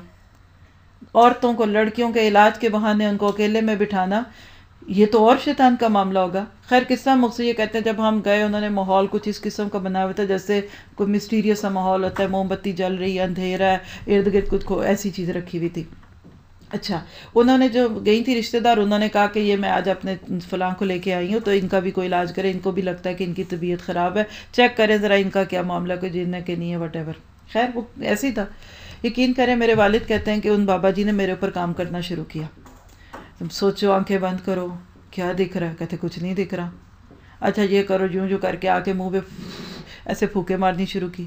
سوچو روزہ نظر آ رہا ہے، مدینے میں، کہتے کچھ نہیں۔ 2 4 5 منٹ ہوئے نا، یقین کریں یہ بات اللہ خیر کرے اگر کم و بیشی کہنے میں ہو جائے، لیکن بات کا خلاصہ کیا ہے؟ کہتے ہیں کہ وہ بابا جی غصے میں آ گئے، کہتے تو وہابی ہے، تیرے تے میرا اثر نہیں چلنا، تے اتھوں چلا جا۔ یقین کریں کچھ بھی نہیں، صرف سیدھے سادے لوگوں کا ایک کہتے ہیں کہ آپ ایمان کمزور کرنے والی چیزیں، اللہ سے دعا کیجئے کہ اللہ ہمیں اس چیز سے دور کر دے، کیونکہ جب ایسی چیزوں میں ہم پڑھتے ہیں تو عمل سے دور ہوتے ہیں۔ بھئی مجھے جو پتا ہے کہ میری جگہ کسی اور نے نمبر لگوا دینے تو میں کیوں پڑھوں؟ مجھے آج پتہ چلتا ہے کہ میرے آنے سے پہلے یہاں کوئی آدھا سپارہ پڑھا چکا ہوگا تو میں کیوں آتی؟ میں آرام سے بیٹھ جاتی۔ تو دوسروں کے سہارے پہ جب ہم کام چھوڑتے ہیں آخرت میں نقصان ہوگا۔ اور اللہ تعالیٰ اب جنوں کی باتیں سناتے ہیں، وَإِذْ صَرَّفْنَا إِلَيْكَ نَفَرًا مِّنَ الْجِنِّ يَسْتَمِعُونَ الْقُرْآنَ۔ یہ قرآن تو وہ ہے جس کو جنوں نے بھی پڑھا، ہم انسان ہوتے ہوئے نہیں پڑھتے۔ اور وہ واقعہ بھی قابل ذکر ہے جب ہم جنوں کے گروہ کو آپ کی طرف لے کر آئے تاکہ وہ قرآن سنیں۔ پتہ ہے آپ کو یہ کب ہوا تھا؟ جب طائف کے سفر سے اللہ کے نبی واپس آ رہے تھے۔ آپ اس امید پر مکہ سے طائف گئے کہ یہاں والوں کے تو دل بند ہے، انہوں نے تو دلوں پہ اتنے تعصب کے پردے باندھے ہوئے، میں کسی اور جگہ میسج دیتا ہوں۔ طائف گئے، آج اگر اللہ آپ کو لے کر جائے مکہ اور آپ طائف میں جائیں، بہترین گاڑیاں، کمفرٹیبل گاڑیوں میں 2 سے 2.25 گھنٹے لگ جاتے ہیں، اور اللہ کے نبی تنہا پیدل گئے، کہتے ہوئے زبان کانپتی۔ آپ کے ساتھ آپ کے منہ بولے بیٹے حضرت زید تھے، پاؤں میں چھالے پڑ گئے، آپ کی جوتیاں چپک گئیں آپ کے ساتھ، لیکن وہاں ایک اللہ کا بندہ ایسا نہیں ملا کہ جو آپ کی بات سنے۔ آپ یوں سمجھیں کہ طائف ایسے جیسے آج کے دور میں پاکستان کے جو شمالی علاقے ہیں نا، مری اور سوات، کاغان، ناران، امیر لوگ وہاں رہتے تھے۔ یہ مکہ والوں کی حویلیاں تھی، گرمیاں وہاں جا کے بسر کرتے تھے جیسے آج کوئی ہمارے ملکوں میں مری میں جا کے رہتا ہے۔ کوئی نہیں مانا، اتنا جھٹلایا کہ اپنے اوباش لڑکوں کو اللہ کے نبی کے پیچھے لگا دیا، پتھر مارتے تھے لوگ، آج بھی لوگ مارتے ہیں۔ میں خود گئی طائف، ہم بیٹھے ہوئے تھے کسی کے انتظار میں، ایک دم ہماری گاڑی پہ ٹک سے شیشے پہ پتھر لگا۔ تو ہمارے جو کزن جو تھے جن کے ساتھ ہم تھے، انہوں نے بتایا کہ آج تک طائف والوں کی یہی سنت ہے کہ یہ پتھر بڑے مارتے ہیں، یہاں گاڑیوں کے شیشے بہت ٹوٹتے ہیں، گھروں کے شیشے ٹوٹتے ہیں، وہی سنت جو نبی صلی اللہ علیہ وسلم کے دور میں پتھر پڑے تھے۔ اور وہاں سے اداس نام کے ایک غلام کو اللہ کے نبی نے میسج دیا جو مسلمان تھا، اور واپس آئے، دل بوجھل تھا اور زبان پہ دعا تھی، دعائے طائف، اللہم الیک اشکو ضعف قوتی وقلت حیلتی وہوانی علی الناس۔ بڑی پیاری دعا ہے، ہم جب تفصیل سے آیتیں پڑھتے ہیں تو اس دعا کا تھوڑا سا خلاصہ بھی دیا جاتا ہے۔ کبھی حالات تنگ لگے آپ کو، سارے دروازے بند، کوئی نہیں میرا سن رہا، دعائے طائف، اللہم اشکو الیک، اس طرح سے پڑھے۔ اللہ کے نبی یہ دعا پڑھ رہے تھے اللہ نے اوپر سے جنوں کی ایک جماعت کو بھیجا کہ جاؤ میرے نبی کا دل دکھا ہوا ہے، انسان نہیں سنتے، تم لے جاؤ۔ جنوں نے اللہ کے نبی کو پکڑا اور اپنی بستی میں لے گئے۔ یہ ہمارا ایمان ہے، کیسا ہوا، اور آپ نے وہاں جا کے ان کو پیغام دیا۔ پھر بعد میں آپ نے آ کے کہانیاں ان کی سنائی۔ پڑھا کریں، سیرت کے واقعات پڑھیں، واللہ ہی جتنی دیر میں بیٹھ کے بغیر سوچے سمجھے آپ اپنی مرضی کا کوئی درود تنجینہ یا کوئی درود نورانی، درود لکھی، درود ماہی پڑھتے ہیں کہ جو نام بھی اردو کے ہیں، پتہ نہیں وہ عربی کہاں سے ہوگی اور اللہ کے نبی اور صحابہ نے کبھی نہیں پڑھے، اس سے تو بڑا بہتر ہے کہ آپ ساری بہنوں کو جمع کریں اور کہیں کہ آج ہم شروع سے سیرت شروع کرتے ہیں، مکی دور پڑھ لیں، پھر متنی پڑھ لیں، پھر پتہ چلے گا وہ کیا تھے۔ ہم نے جس چیز کو دیکھا نہیں، جانا نہیں، ہم اس کے بارے میں واقعی میں انڈرسٹوڈ کریں گے تو اللہ سے دعا کریں کہ اللہ تعالیٰ ہمارے دل کو کھول دیں۔ اور یہاں یہ بھی پتہ چلتا ہے کہ جب انسان نہیں سنتے تو اللہ جنوں کو سنواتا ہے۔ جو کرسیاں خالی ہوتی ہیں وہاں جنات ہوتے ہیں، کچھ نہیں کہتے، اچھے جن بھی ہوتے ہیں، برے بھی، آگے سورج جن میں بات تھوڑی سی ہوگی۔ یہاں تو ایک ادب سن لیجیے، اور وہ کیا کہ جب ان کے پاس پہنچے قرآن سننے کے لیے، جب وہ اس جگہ پہنچے جب تم قرآن پڑھ رہے تھے تو انہوں نے آپس میں کہا خاموش ہو جاؤ، انصتو۔ جنوں کو مینر پتہ ہے کہ قرآن سنتے ہوئے باتیں نہیں کرتے۔ الحمدللہ ہماری کلاسز میں کوئی بات کرتا بھی نہیں، نہ کرنے کی اجازت ہے، لیکن میں نے قرآن خوانیوں میں جو لوگوں کو باتیں کرتے دیکھا ہے، خسر پسر ساتھ چل رہی ہوتی ہے، کوئی بات یاد کوئی اندر آ گئی، یہ فلاں کی رشتہ دار ہے، یہ فلاں، یہ وہ ہے، اور آخری جب پارے رہ جاتے ہیں پھر تو اللہ کی بنا، کھانا کب ملے گا، یہ ہو گیا، بھوک لگ گئی ہے، سر میں درد ہے، یہ ہو گیا، وہ ہو گیا، اس طرح باتیں ہوتی ہیں۔ کبھی دل میں نہیں اترے گا۔ اگر یہاں ایک بچہ بھی آ کے معصوم بات کر جائے گا نا، کچھ بھی نہ کرے، صرف اندر سے آ کے ادھر دوڑنا شروع کر دینا، ایک دم آپ کا دماغ جو ایسے لگے گا بھگ سے اڑ جائے گا۔ خاموشی سے رہو۔ پھر جب وہ پڑھا جا چکا تو وہ خبردار کرنے والے بن کر اپنی قوم کی طرف پلٹ آئے۔ سبحان اللہ، پہلے ہی دن دعویٰ کرنے لگ گئے۔ ہم کہتے ہیں ابھی ہم کہاں دین کی خدمت کر سکتے ہیں، ابھی تو ہم نے خود بھی نہیں سیکھا۔ ٹھیک ہے، مت پڑھائیے، آپ کو کون کہتا ہے پڑھائیں، کچا علم دیں گے تو اور ہی شک پھیلائیں گے، لیکن آپ مدد تو کر سکتے ہیں۔ ہم بعض دفعہ تردد میں ہوتے ہیں، یہ بات بتاؤں کہ نہ بتاؤں، رشتہ داروں کو بتاؤں کہ نہ بتاؤں، نہیں ابھی تو میرا اپنا ہی نہیں تزکیہ ہوا، دوسروں کو کیا بتاؤں۔ یاد رکھیے یہ کتاب اپنے تک رکھنے والی ہے ہی نہیں ہے۔ بعض لوگ صرف اس لیے نہیں بتاتے کہ ابھی اپنا عمل کوئی نہیں، بتا دیا تو مسئلہ شروع ہو جائے گا۔ اللہ تعالیٰ ہمیں اس سارے واقعے سے بتاتا ہے کہ اپنے اندر اخلاص پیدا کرو، ایک ایک قدم لکھا جائے گا۔ اگر انسان تم سے فائدہ نہیں اٹھائیں گے تو دوسرے اٹھا لیں گے، ایک نہ ملے کوئی دوسرا مل جائے گا، کوئی بھی نہ ملے اکیلے پڑھا کے آ جائیں گے، لیکن اللہ اجر ضائع نہیں کرے گا۔ اللہ تعالیٰ جنوں کی باتیں سناتے ہیں۔ قالوا یا قومنا انا سمعنا کتابا انزل من بعد موسیٰ، انہوں نے جا کر اپنی قوم سے کہا، اور انہی جنوں نے پھر جو باتیں کہی تھی وہ پوری سٹوری کے طور پر سورج جن میں آئے گی۔ سورج جن ایک کہانی ہے، جن جا کے سناتا ہے جو باتیں، وہ ہم وہاں جا کے پڑھیں گے۔ یہاں اس کا ہلکا سا ذکر ہے۔ کیا جن نے کیا کہا؟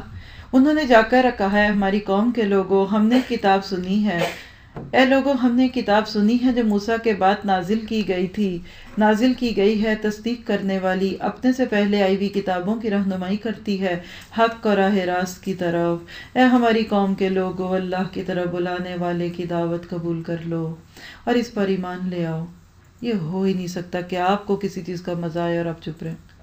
کل بھی ہم کہیں گئے ہوئے تھے، اس طرح اتفاق ہوتا ہے، جو ساتھی پہلی دفعہ دورہ قرآن کریں نا، وہ کہتے ہیں اب ہماری تو باتیں ہی ہیں، ہم تو فون پہ بھی یہ باتیں کرتے ہیں، پاکستان بات ہو جائے تو ہم اپنی یہ کہانیاں سناتے رہتے ہیں لوگوں کو، آج یہ پڑھا یہ پڑھا، شوہر بیوی بیٹھ جاتے ہیں تو پریشان ہوتے ہیں، یہی باتیں ذرا سی کہتے ہیں آواز کی فلکچویشن آتی ہے اور اب ایک لفظ چھٹ جاتا ہے تو پھر ہم ایک دوسرے کو فون کر کے پوچھتے ہیں وہ جو بات کر رہی تھی اس کے بیچ میں کیا بات تھی۔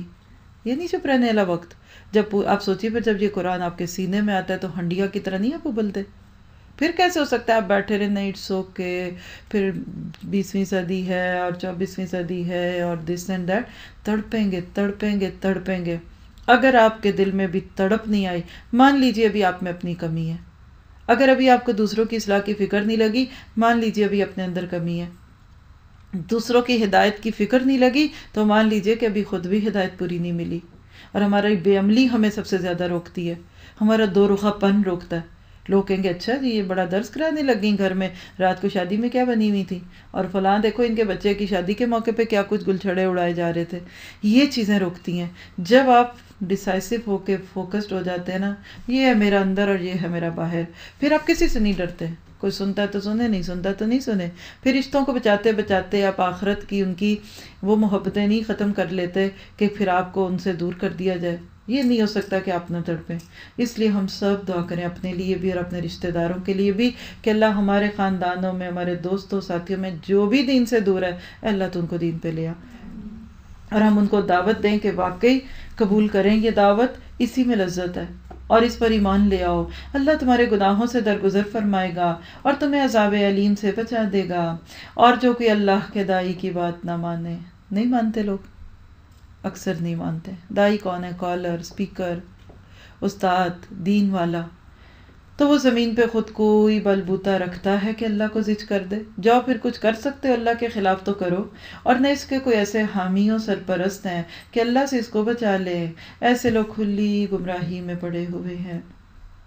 کیا ان لوگوں کو یہ سجائی نہیں دیتا کہ جس ذات نے یہ زمین و آسمان پیدا کیے اور ان کو بناتے ہوئے نہ تو وہ تھکا، وہ ضرور اس پر قادر ہے کہ مردوں کو زندہ اٹھائے. کیوں نہیں؟ یقیناً وہ ہر چیز پر قادر ہے. اللہ فرمائے گا اچھا تو اب عذاب کا مزہ چکھو اپنے اس انکار کے جرم میں جو تم کرتے رہے ہو. اور اللہ کے نبی کو تسلی دی، فَاصْبِرْ كَمَا صَبَرَ أُولُو الْعَزْمِ مِنَ الرُّسُلِ. پس سے نبی صبر کیجئے جس طرح اولو العزم رسولوں نے صبر کیا، اور ان کے معاملے میں جلدی نہ کرو.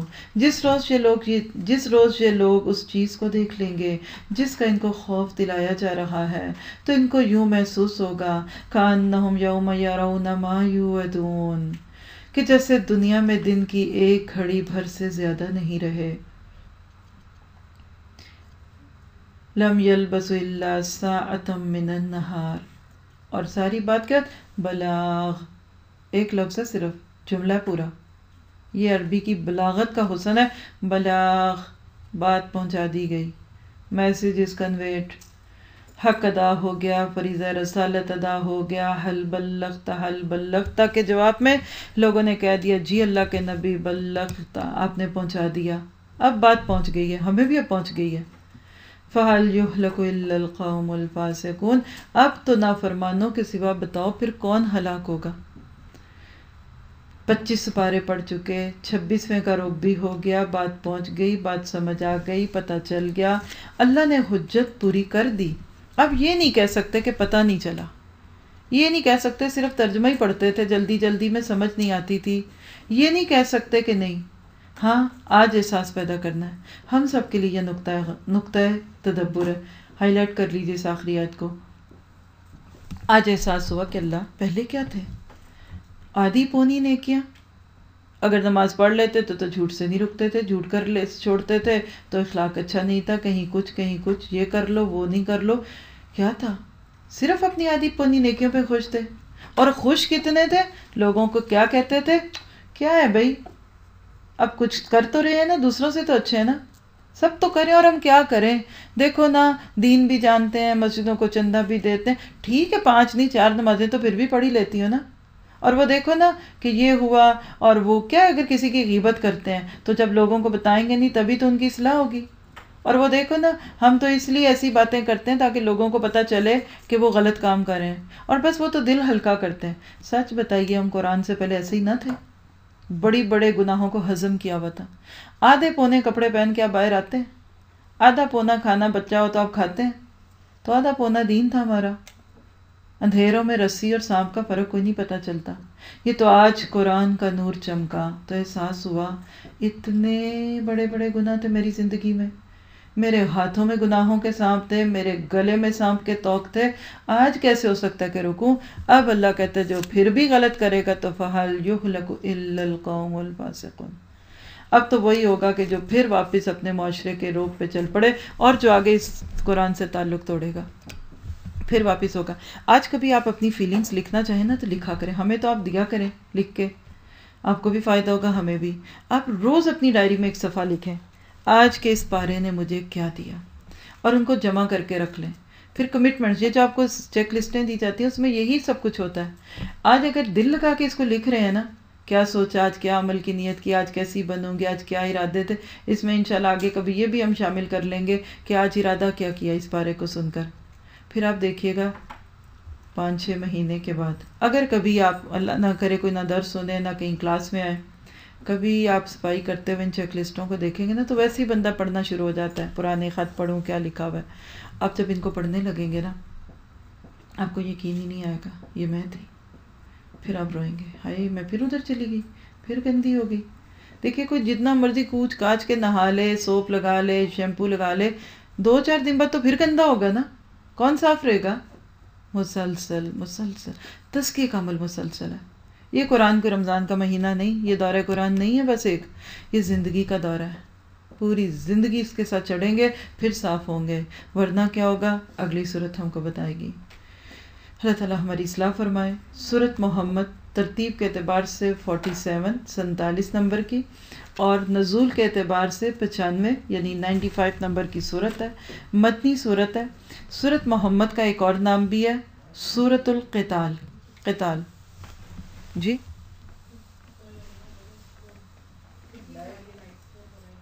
یہ آگے بند کر دیجیے. یہ اوپر سے اس کی لائٹ پہ کیوں چل رہی ہے؟ بند نہیں ہوا پورا. آپ دیکھیے کہ سورۃ محمد، پہلی بات تو دیکھیے کہ ہمارے پیارے نبی کے نام پہ صورت ہے. قرآن پاک میں انبیاء کے نام میں جو صورتیں اس میں ابراہیم، سورۃ یونس، سورۃ یوسف، سورۃ محمد، سورۃ نوح، اور نام کے ساتھ اس صورت کا میسج بھی بہت خوبصورت ہے. بنیادی تھیم اس صورت کا ہے خبط اعمال. بار بار آپ کو اس صورت میں اعمال کے ضائع ہونے کا تذکرہ ملے گا. وہ کیا ہوتا ہے وہاں جا کے بات کریں گے. اس صورت میں جنت کی 4 نہروں کا تذکرہ ہے. پیغام کیا ہے؟ چلیے جی فریش ہے جی کیا ہوا؟ چل اعوذ باللہ من الشیطان الرجیم. سورۃ فتح ترتیب کے اعتبار سے 48 یعنی 48 اور نزول کے اعتبار سے 111 نمبر کی صورت ہے. مدنی صورت ہے. صورت کا نام فتح کیوں ہے؟ اس کی شروع کی آیات ہیں، انشاءاللہ ہم تھوڑا سا اس کا دیکھ لیں گے. اس صورت کا بنیادی تھیم ہے سکینت. آپ کو اس صورت میں بہت دفعہ سکینت کا لفظ بھی ملے گا اور الحمدللہ، اور حقیقت ہے کہ اگر آپ کو اس صورت کا میسج سمجھ آ گیا تو آپ کی اپنی زندگی میں بہت سکینت بھی آئے گی، سکون بھی آئے گا، خوشی بھی آئے گی، جو کہ دنیا میں نقد علامت ہے اس بات کی کہ آپ جنت کے راہی ہیں. اور کسی چیز سے آپ اپنے ایمان کو نہیں پرکھ سکتے جتنا آپ اپنے دل کی حالت سے پرکھ سکتے ہیں. تو ایمان والے کے دل میں سکون بھی ہوتا ہے، خوشی بھی ہوتی ہے. جتنی بڑی مشکل اتنا بڑا سکون، جتنی بڑی آزمائش، جتنے مشکل حالات اتنا زیادہ وہ اطمینان کے ساتھ ہوتا ہے. اس صورت میں نبی صلی اللہ علیہ وسلم کا کردار ایک لیڈر کے ناطے سے دکھے گا کہ جب بہت مشکل ہو تو لیڈر کو اس وقت دوسروں کے ساتھ کس قسم کی باتیں کرنی چاہیے. ٹائم کا حساب رکھتے ہوئے بات تو تھوڑی ہی کر سکیں گے، لیکن دعا کریں گے کہ جو اس کی روح ہے اس کو ہم پا سکیں. شروع کرتے ہیں. اعوذ باللہ من الشیطان الرجیم. بسم اللہ الرحمن الرحیم. انا فتحنا لک فتحا مبینا. اے نبی ہم نے آپ کو کھلی فتح عطا کی تاکہ اللہ تمہاری اگلی پچھلی ہر کوتاہی سے درگزر فرمائے اور تم پر اپنی نعمت کی تکمیل کر دے اور تمہیں سیدھا راستہ دکھائے اور تم کو زبردست نصرت بخشے. وہی ہے جس نے مومنوں کے دلوں میں سکینت نازل فرمائی تاکہ اپنے ایمان کے ساتھ وہ ایک ایمان اور بڑھا لیں. زمین و آسمان کے سب لشکر اللہ کے ہیں. زمین و آسمان کے سب لشکر اللہ کے قبضہ قدرت میں ہیں اور وہ علیم اور حکیم ہے. وہ علیم اور حکیم ہے. اس نے یہ کام اس لیے کیا تاکہ مومن مردوں اور عورتوں کو ہمیشہ رہنے کے لیے ایسی جنتوں میں داخل فرمائے جن کے نیچے نہریں بہہ رہی ہوں گی اور ان کی برائیاں ان سے دور کر دے. یہ اللہ کے نزدیک بڑی کامیابی ہے. یہاں دیکھیے کہ سورت کا آغاز بہت انیوژل لگتا ہے. تھوڑی سی باتیں سمجھنے کی ضرورت ہے. نبی صلی اللہ علیہ وسلم مکہ سے ہجرت کر کے مدینہ آئے. تقریباً 6 سال گزر چکے تھے مکہ میں جائے ہوئے، واپس عمرہ کیے ہوئے، خانہ کعبہ کے طواف کیے ہوئے. آپ اس کو مس کرتے تھے. اللہ تعالیٰ نے خواب کے ذریعے نبی صلی اللہ علیہ وسلم کو دکھایا کہ آپ اپنے ساتھیوں کے ساتھ مکہ میں گئے ہیں اور خانہ کعبہ کا طواف کر رہے ہیں، یعنی عمرے کی طرف اشارہ تھا. نبی کا خواب حجت ہوتا ہے. انہوں نے اللہ کے نبی نے صبح اٹھ کے صحابہ کو بتا دیا کہ اے نبی آپ نے صحابہ کو بتایا کہ تیاری کرو، ہم عمرہ کریں گے۔ یقین کیجئے صحابہ کے لیے یہ اس سے بھی بڑی خبر تھی، جیسی کہ آپ کو 6 سال ہو چکے ہوں پاکستان سے آئے ہوئے اور آپ کے ہسبینڈ کہیں کہ یہ ہیں ٹکٹس اور ہم عمرے حج پاکستان جا رہے ہیں۔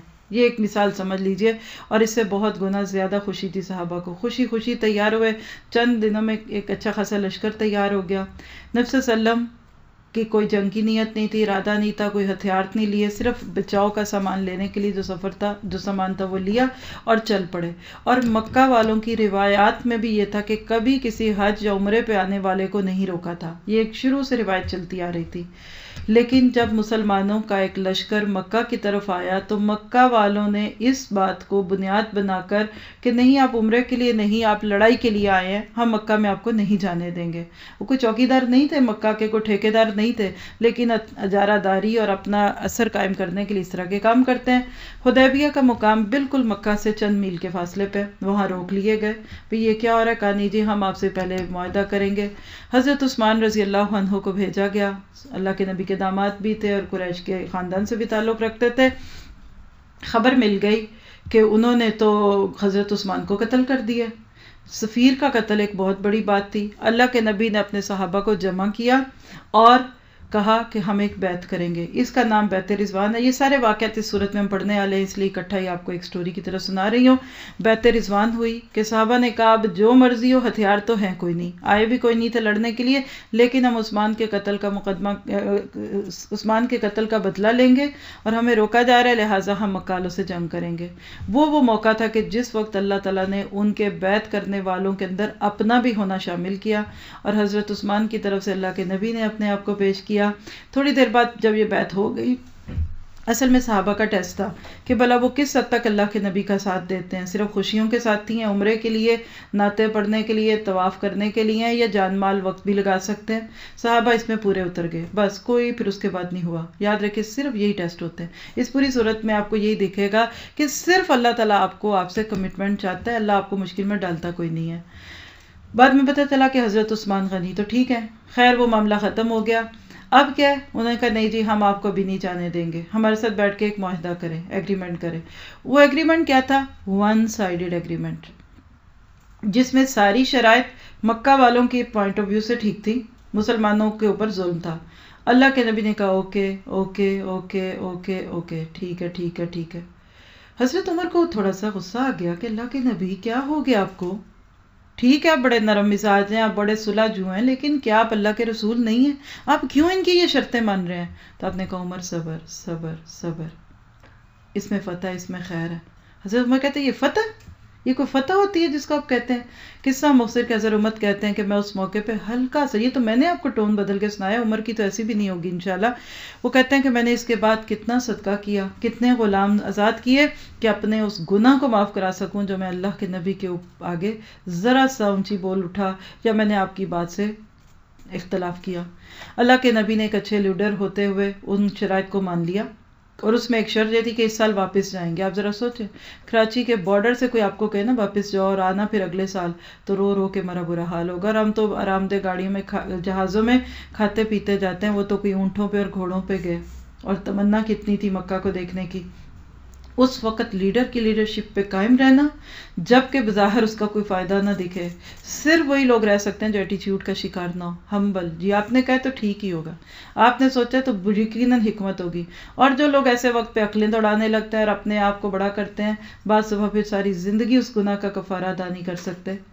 اللہ کے نبی نے مان لیا کہ ٹھیک ہے ہم چلے جاتے ہیں بغیر جنگ کے، اگلے سال آنا پڑے گا، ٹھیک ہے جی مان لیتے ہیں، 10 سال تک جنگ نہیں ہوگی دونوں فریقین میں، مان لیتے ہیں ٹھیک ہے۔ مکہ والے مسلمانوں کے خلاف اور مسلمان مکہ والوں کے خلاف کسی قبیلے کا ساتھ نہیں دیں گے، یہ تھی وہ شرط جو بعد میں فتح کا سبب بنی۔ نبی صلی اللہ علیہ وسلم اپنے ساتھیوں کے ساتھ بوجھل دل کے ساتھ واپس آنا چاہ رہے تھے، احرام تو اتارنا تھا کیونکہ آپ کے ساتھ ہدی کے جانور تھے، اور ایسی صورت میں یہ حکم ہے کہ جب بھی آپ نیت کر کے روک لیے جائے تو آپ کو احرام بھی کھولنا ہوتا ہے اور قربانی بھی کرنی ہوتی ہے۔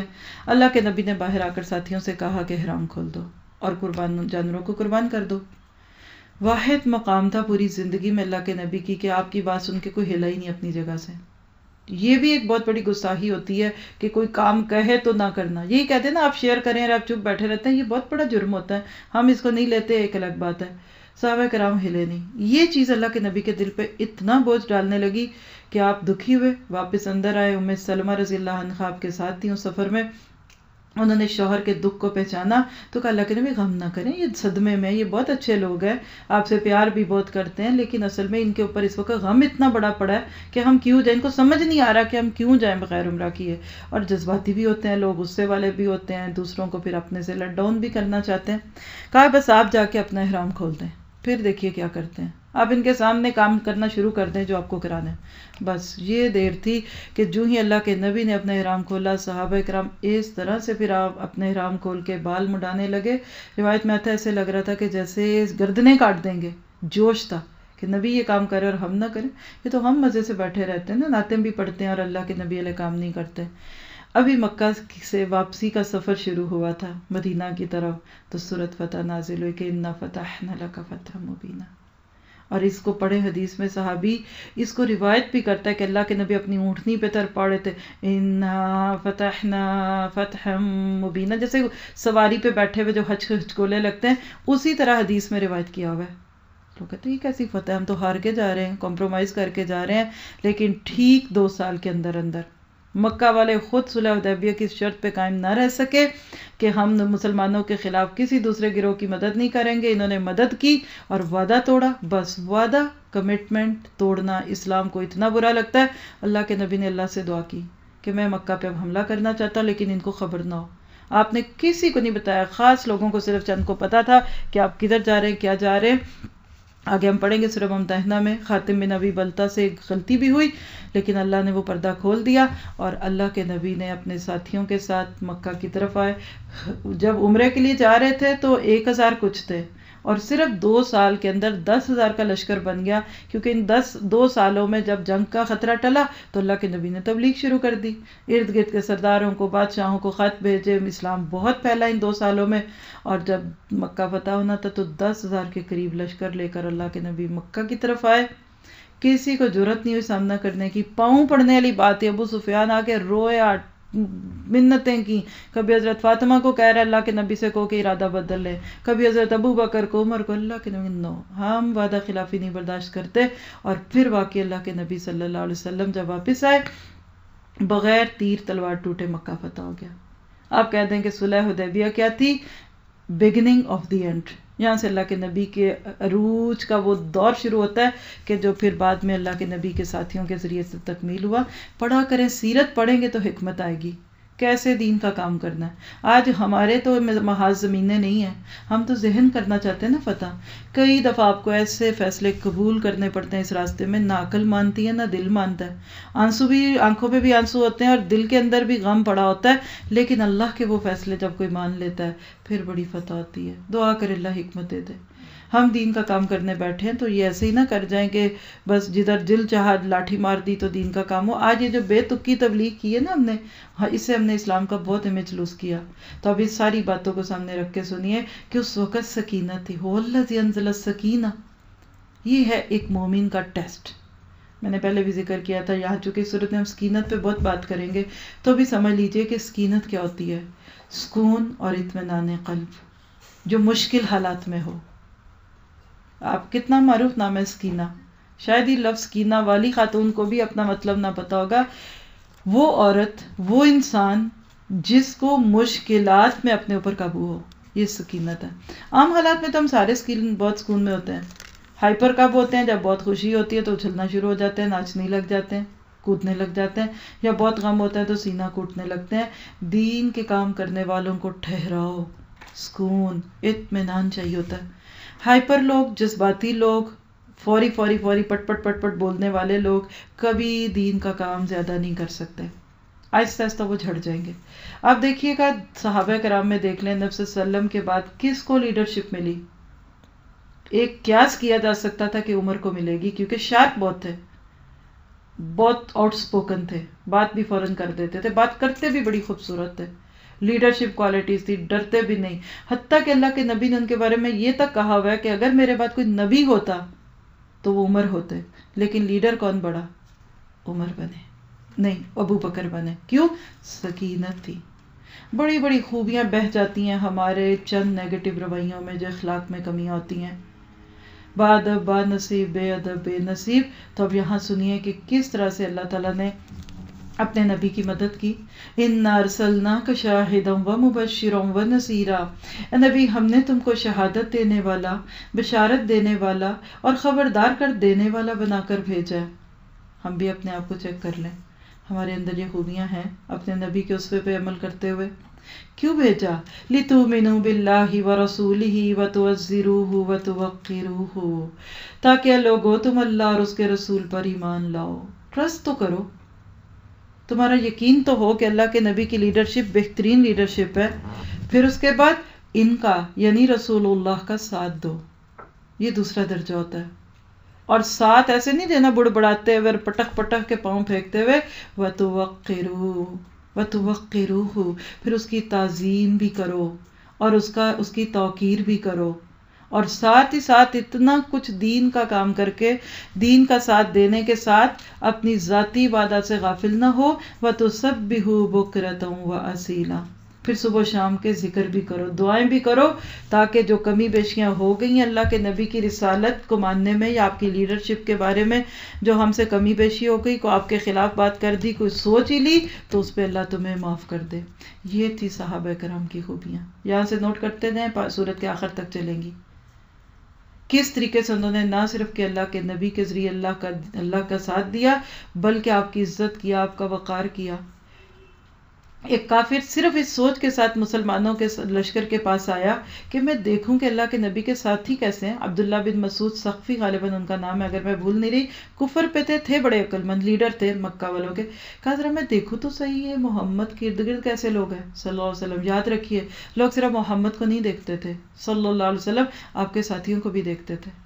और जब वापस गए तो उसने अपने लोगों को गवाही दी कि मैं कैसरो किसरा के दरबारों में गया हूँ, मैं बड़े बड़े इज्जत वाले प्रोटोकॉल वाले लोगों के पास गया हूँ, लेकिन मैंने जो मोहब्बत, जो इज्जत, जो ताज़ीम रसूलुल्लाह के साथियों के दिल में उनकी देखी है, मैंने किसी बादशाह के दरबारियों के दिल में उसकी नहीं देखी।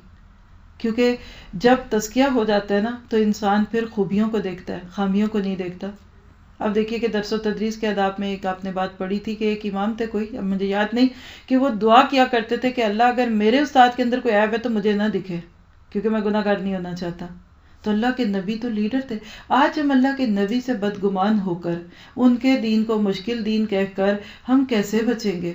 इसलिए ज़रूरत है इस बात की कि हम अपनी परवाह करें। बीच में कुछ आयत छूट गई, इसको पढ़ लेते हैं। आयत नंबर देखिए, यंसुरकल्लाहु नस्रन अजीज़ा, इसके बाद वाली आयतें पढ़ते हैं।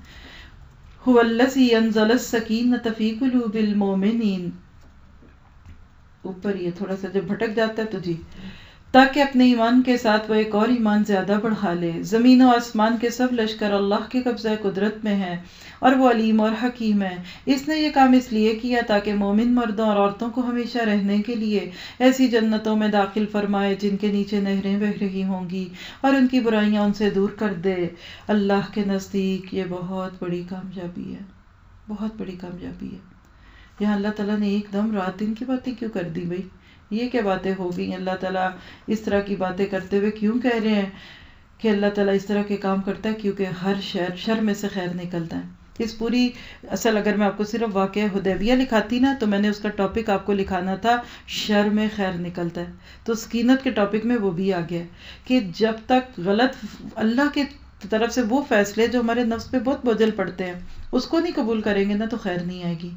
रात जितनी अंधेरी होती है उतनी सुबह होती है। सुलह हुदैबिया ने बता दिया मक्का फतह होगा। सुलह हुदैबिया ना होती तो मक्का शायद ना फतह होता। वो हालात ही नहीं बनने थे। वो बस दफ़ा अल्लाह एक ऐसा फैसला करा देता है, सब सोए हुए उठ के बैठ जाते हैं, किधर है किधर, क्या खैर है खैर है, क्या मसला, सब ठीक है सब ठीक है। और वो अगर अर्जेंट मैसेज ना आए तो सब सोए रहेंगे। बाद दफ़ा झटके लगाता है अल्लाह, ढचके धचके।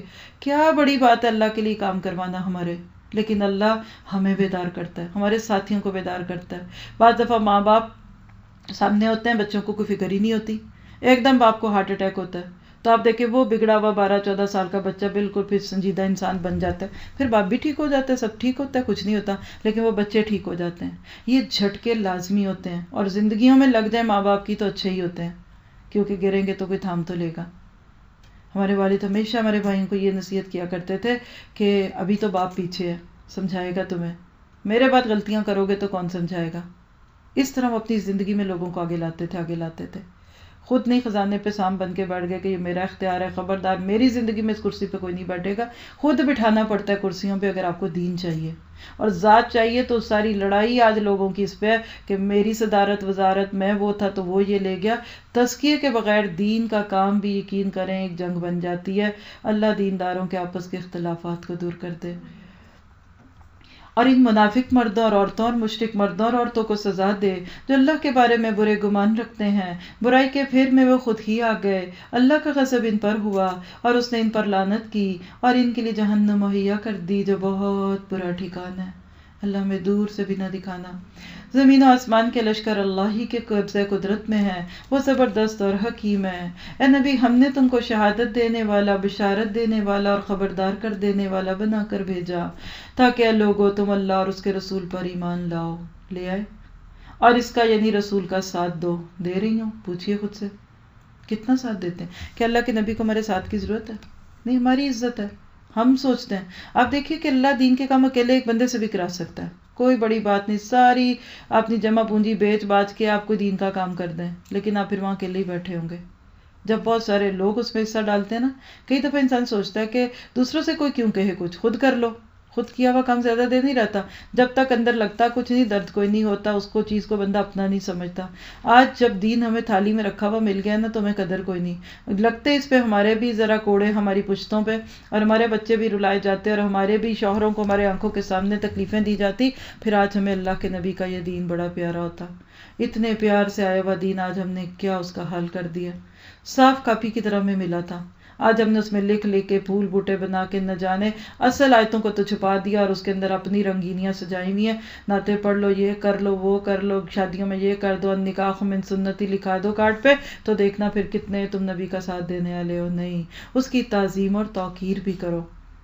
بعض لوگ صرف تعظیم اور توقیر پہ اتنے بڑھ جاتے ہیں کہ آپ کہ دین کا ساتھ دینا نہیں ان کو ہوتا، اور ساتھ ہی تعظیم کے ساتھ وہ تقدیس بھی شامل کر لیتے ہیں. لکھ لیں یہ لفظ، نبی کی تعظیم کرنی ہے، یعنی نبی کی عزت تو کرنی ہے لیکن ان کو خدا نہیں بنانا، ہولینس نہیں اس میں شامل کرنی.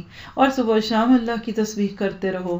اب اس بیت کا ذکر ہے جو بھی آپ کو سنا چکی ہوں، اور یہ صحابہ کے درجوں میں ایک بہت اعلیٰ درجہ تھا. یہ پوری سورہ جو صحابہ کرام کے فیچرز کو واضح کرتی ہے. سکینت کا جو اعلیٰ مرقع اور نمونہ صحابہ کرام تھے وہ تاریخ نے آج تک نہیں دیکھا. میں نے ایک آرٹیکل شیئر کیا تھا ایک آج کی بات میں، نرسری آف ہیروز. نان مسلم لوگ کہتے ہیں کہ باقی قوموں کے پاس تو کوئی ایک ہیرو ہوتا ہے نا، کوئی کسی کا کلنٹن ہے تو کسی کا بش ہے. مثال دے رہی ہوں صرف ایک سمجھنے کے لیے. اسلامی ہسٹری تو نرسری آف ہیروز ہے، پوری بوٹے پھول بوٹے لگے ہوئے ہیں. آگے آخری آیتوں میں ہم پڑھیں گے. ہر فرد ہے مقدر کے ہر فرد ہے ملت کے مقدر کا ستارہ. تو صحابہ کرام کی خوبیاں اللہ تعالیٰ بیان کرتے ہیں کہ دیکھو عام دنوں میں نہیں ساتھ دیتے تھے آپ کا، مشکل میں بھی دیتے تھے. اس وقت آپ سب اور میں بھی اس آیت کو سننے سے پہلے صحابہ کے وہ حالات ذرا ذہن میں رکھے. گھر سے دور نمبر 1 نکلے ہوئے ہیں. دوسری بات ہے کہا کیا گیا تھا عمرہ کرو گے، جو عموماً ہمیں ریچولز اچھے لگتے ہیں. گویا کہ پلاننگ کچھ اور تھی. پھر اس کے بعد آپ دیکھیے نہتے، کوئی ویپنز نہیں، وہ تلواریں تیر نہیں جس کے بھروسے پہ وہ لڑتے. اور کہاں ہے دشمن کے گھر کے پاس، اور اللہ کے نبی سے بیعت کیا کر رہے ہیں کہ ہم آپ کے کہنے پہ جنگ بھی کریں گے. لڑ پڑتے. آپ کو کوئی پہلے نہیں پتا تھا جنگ ہونی ہے، کوئی تلواریں ساتھ رکھتے، کوئی ڈسپلن نہیں تھا جی، کوئی پلاننگ نہیں کرتے. ہم بعض دفعہ ان چھوٹی چھوٹی چیزوں پہ اتنا وقت لگا دیتے ہیں کہ دشمن سر سے گزر چکا ہوتا ہے. سمینا وطانا، جو کہہ دیا کر، یہ کہا تھا ٹھیک ہے، اب یہ بھی ٹھیک ہے. حالات بدلتے ہیں نا، راؤنڈ اباؤٹ ہوتا ہے، حالات روز بدلتے ہیں، روز حالات کے مطابق فیصلے بدلے جا سکتے ہیں، کوئی بڑی بات نہیں. صحابہ نے اس چیز کو ایکسیپٹ کیا جو کچھ لوگوں کو اچھی نہ لگی، لیکن اللہ. آپ مزے کی بات دیکھیے کہ اس سفر کے موقع پر کوئی منافق ساتھ نہیں تھا. یہ بھی بہت دلچسپ ایک غسل حدیبیہ کا ایک نقطہ ہے کہ کوئی نکلا ہی نہیں. وجہ کیا تھی کہ مدینہ سے اس وقت عمرہ کرنے مکہ جانا ایسے ہی تھا کہ جیسے میں صرف مثال دے رہے کہ آج کوئی بیت المقدس کو دیکھنے جائے. دشمنوں کے نرغے میں جان بھی جا سکتی ہے، مال بھی جا سکتی ہے، عزت بھی. کھوٹے لوگ گئے ہی نہیں، وہ جاتے ہیں کہتے جب مکہ فتح ہوگا پھر جائیں گے، پھر نعتیں پڑھیں گے اور ہم پڑھیں گے اور ترانے گا کے آ جائیں گے. مشکل حالات میں کوئی منافق نہیں آتا. چونکہ نہیں آیا، اللہ نے یہ جو 1400-1500 لوگ تھے نا، ان کو اصحاب بیت رضوان کا لقب دے دیا. صحابہ کے درجے ہیں، سب سے بہترین جو ہیں جن کا مقام ہے وہ اصحاب بدر ہیں. جنہوں نے بدر کے موقع پہ جانے لگے، اور ہر قربانی کے پیچھے اعزاز ہے. انگلی کٹا کے شہیدوں میں نام لینے والوں کو پیچھے کہیں رکھ دیں تو رکھ دیں، آگے نہیں وہ آتے، پہلے بے لوس ہو کے کام کریں. اور صحابہ بدر کا مقام آتا ہے کہ کس طرح انہوں نے اس وقت کیا کیا. اے نبی جو لوگ تم سے بیعت کر رہے تھے، بیعت کو آج انگلش میں آپ کہہ لیں پلیج، کمٹ کر رہے تھے، وہ دراصل اللہ سے بیعت کر رہے تھے. ان کے ہاتھ پر اللہ کا ہاتھ تھا. اللہ کی مدد ہوتی ہے. اللہ ہمارے اوپر بھی اپنا ہاتھ رکھ لے. اللہ ہمیں بھی ایسے ہی ساتھی دے دے اور ہم سب کو ایسے ساتھی بنا دے کہ واقعی پھر وہ ایسے بے خطر کود پڑے اور پھر اللہ ان کے کام کر دیں. فمن نکث فانما ينکث علی نفسہ. اب جو اس عہد کو توڑے گا، اس کے عہد شکنی کا وبال اس کی اپنی ذات پر ہوگا، کام اللہ کے دین کا ہو جائے گا. اور جو اس عہد کو وفا کرے گا جو اس نے اللہ سے کیا ہے، تو فسوف یؤتیہ اجرا عظیما. اللہ ان کو اجر عظیم عطا کرے گا. اچھا یہ تو کر چکے نا کہ ہم لڑیں گے، تو لڑنا پڑا نہیں، جنگ ہی نہیں، پھر صلح ہو گئی تھی حدیبیہ کے مقام پہ. کیا پتہ چلا بعض دفعہ وہ کمٹمنٹ سائن کرنی پڑتی ہیں جو ہاتھ پاؤں ٹھنڈے کر رہی ہوتی ہیں. ہائے میرے اوپر اتنی ذمہ داری آ رہی ہے، ہائے میرے پہ یہ مشکل آ گئی. پھر شیطان جاتے رہتے، ارے یہ ہو گیا تو وہ ہوگا، یہ ہوا تو وہ ہوگا. یعنی میں سوچتی ہوں گھر میں رہتے ہوئے ہم کبھی وہ چیز 6 مہینے نہیں یوز کرتے، سفر پہ جائیں تو پہلے وہ بھی رکھتے ہیں کہ نہیں شاید ضرورت پڑ جائے. کچھ عورتوں کی عادت ہوتی ہے بے تکی چیزیں بھی سفر میں ساتھ رکھتی، شاید ضرورت پڑے، اور پچھلے شاید 6 مہینے سے باتھ روم میں پڑی تھی، آپ نے یوز کوئی نہیں کی. اسی طرح جب نیکی کا کوئی ہمارے اوپر موقع آتا ہے نا، جیسے یہ اصحاب بیعت رضوان بننے کا موقع آتا ہے نا، ہر ایک کو نہیں یہ ملتا، منافقوں کو نہیں ملتا، وہ ایسے حالات میں پیچھے ہو جاتے ہیں پہلے. پھر دوسری بات ہے جو موقع ملتا ہے نا تو شیطان خیال ڈالتا ہے، سوچ لو ذمہ داری بہت بڑی بات ہے، پھر دیکھو بھائی وہ بات کرو جو کر سکتے ہو. نہیں، اللہ نے کوئی جنگ نہیں لگائی، اور اللہ کے حکم سے جب نیکیوں کی نیت کر کے آتے ہیں کوئی نہیں کرنا پڑتا. ہماری زندگیوں میں کہاں ہے ایسے چیلنج جو صحابہ کے تھے، لیکن اللہ نے ان کو اجر عظیم عطا کر دیا. کچھ پیچھے رہنے والوں کے بھی حالات سن لیجئے، ہائی لائٹ کرنا چاہیں تو کر لیں، آپ کی خوشی ہے. سَيَقُولُ لَكَ الْمُخَلَّفُونَ مِنَ الْأَعْرَابِ. اے نبی بدوی یعنی دیہاتی عربوں میں کچھ لوگ پیچھے چھوڑ دیے گئے تھے. ان کو کیوں چھوڑا گیا تھا؟ آپ کو پتہ یہ کون لوگ تھے؟ مجھے تو دل کرتا ہے اگلے سال میں سیرت پڑھا دوں رمضان کے موقع پہ. کتنے لوگ اس آئیڈیا کو لائک کرتے ہیں؟ سبحان اللہ، اللہ اکبر. جو اللہ چاہے، یہ اللہ کی شان ہے. لیکن یاد رکھیے سیرت پڑھے بغیر قرآن سمجھ نہیں آتا، دل پہ ہی نہیں اترتا، یہ آیتیں جانی ہی نہیں دیتی آگے. اللہ سبحانہ تعالیٰ ایسے لوگوں کو پیچھے چھوڑ دیتا ہے جو اپنی جان کے وعدے کرنے والے ہیں، رہے نہیں چھوڑ دیے گئے. انہوں نے اتنے عذر باندھ لی. کیا؟ آئیے سن لیجئے. اب جب واپس گئے تو صلح حدیبیہ ہو چکی تھی، کوئی مسئلہ نہیں ہوا، اب منہ تو دکھانا تھا. دیکھیں خوشی غمی تو پھر ملنا ہی ہوتا ہے نا. اور کچھ لوگوں کو جب یہ پتہ چلتا ہے نا اب کسی موقع پہ تو ضرور ہی ملنا ہے، تو اسے 1 ہفتہ 10 دن پہلے پھر آ کے فون کر لیں گے، مل لیں گے، بڑا دل چاہ رہا تھا، یہ تھا، وہ ہیومن نیچر ہے، کیونکہ انسانوں کو سامنا کرنا پڑتا ہے. اب ان کو پتا تھا کہ اب ہم گئے تو ساتھ نہیں ہے، جان تو بڑی پیاری تھی، ایمان کا دعویٰ تو تھا، لیکن دشمن کے ملک میں جانے کو دل نہیں چاہ رہا اور کوئی امید بھی نہیں تھی مال چال لینے کی. تو کہنے لگے اللہ کے نبی کو اب کیا کہیں. اب وہی تبوک والا منظر ذہن میں رکھیے کہ جب واپس جا رہے آئے نبی صلی اللہ علیہ وسلم تو جو پیچھے رہ چکے تھے وہ کیا کہہ رہے ہیں. اب وہ آ کر ضرور تم سے کہیں گے کہ ہمیں اپنے اموال اور بال بچوں کی فکر نے مشغول کر رکھا تھا. سوری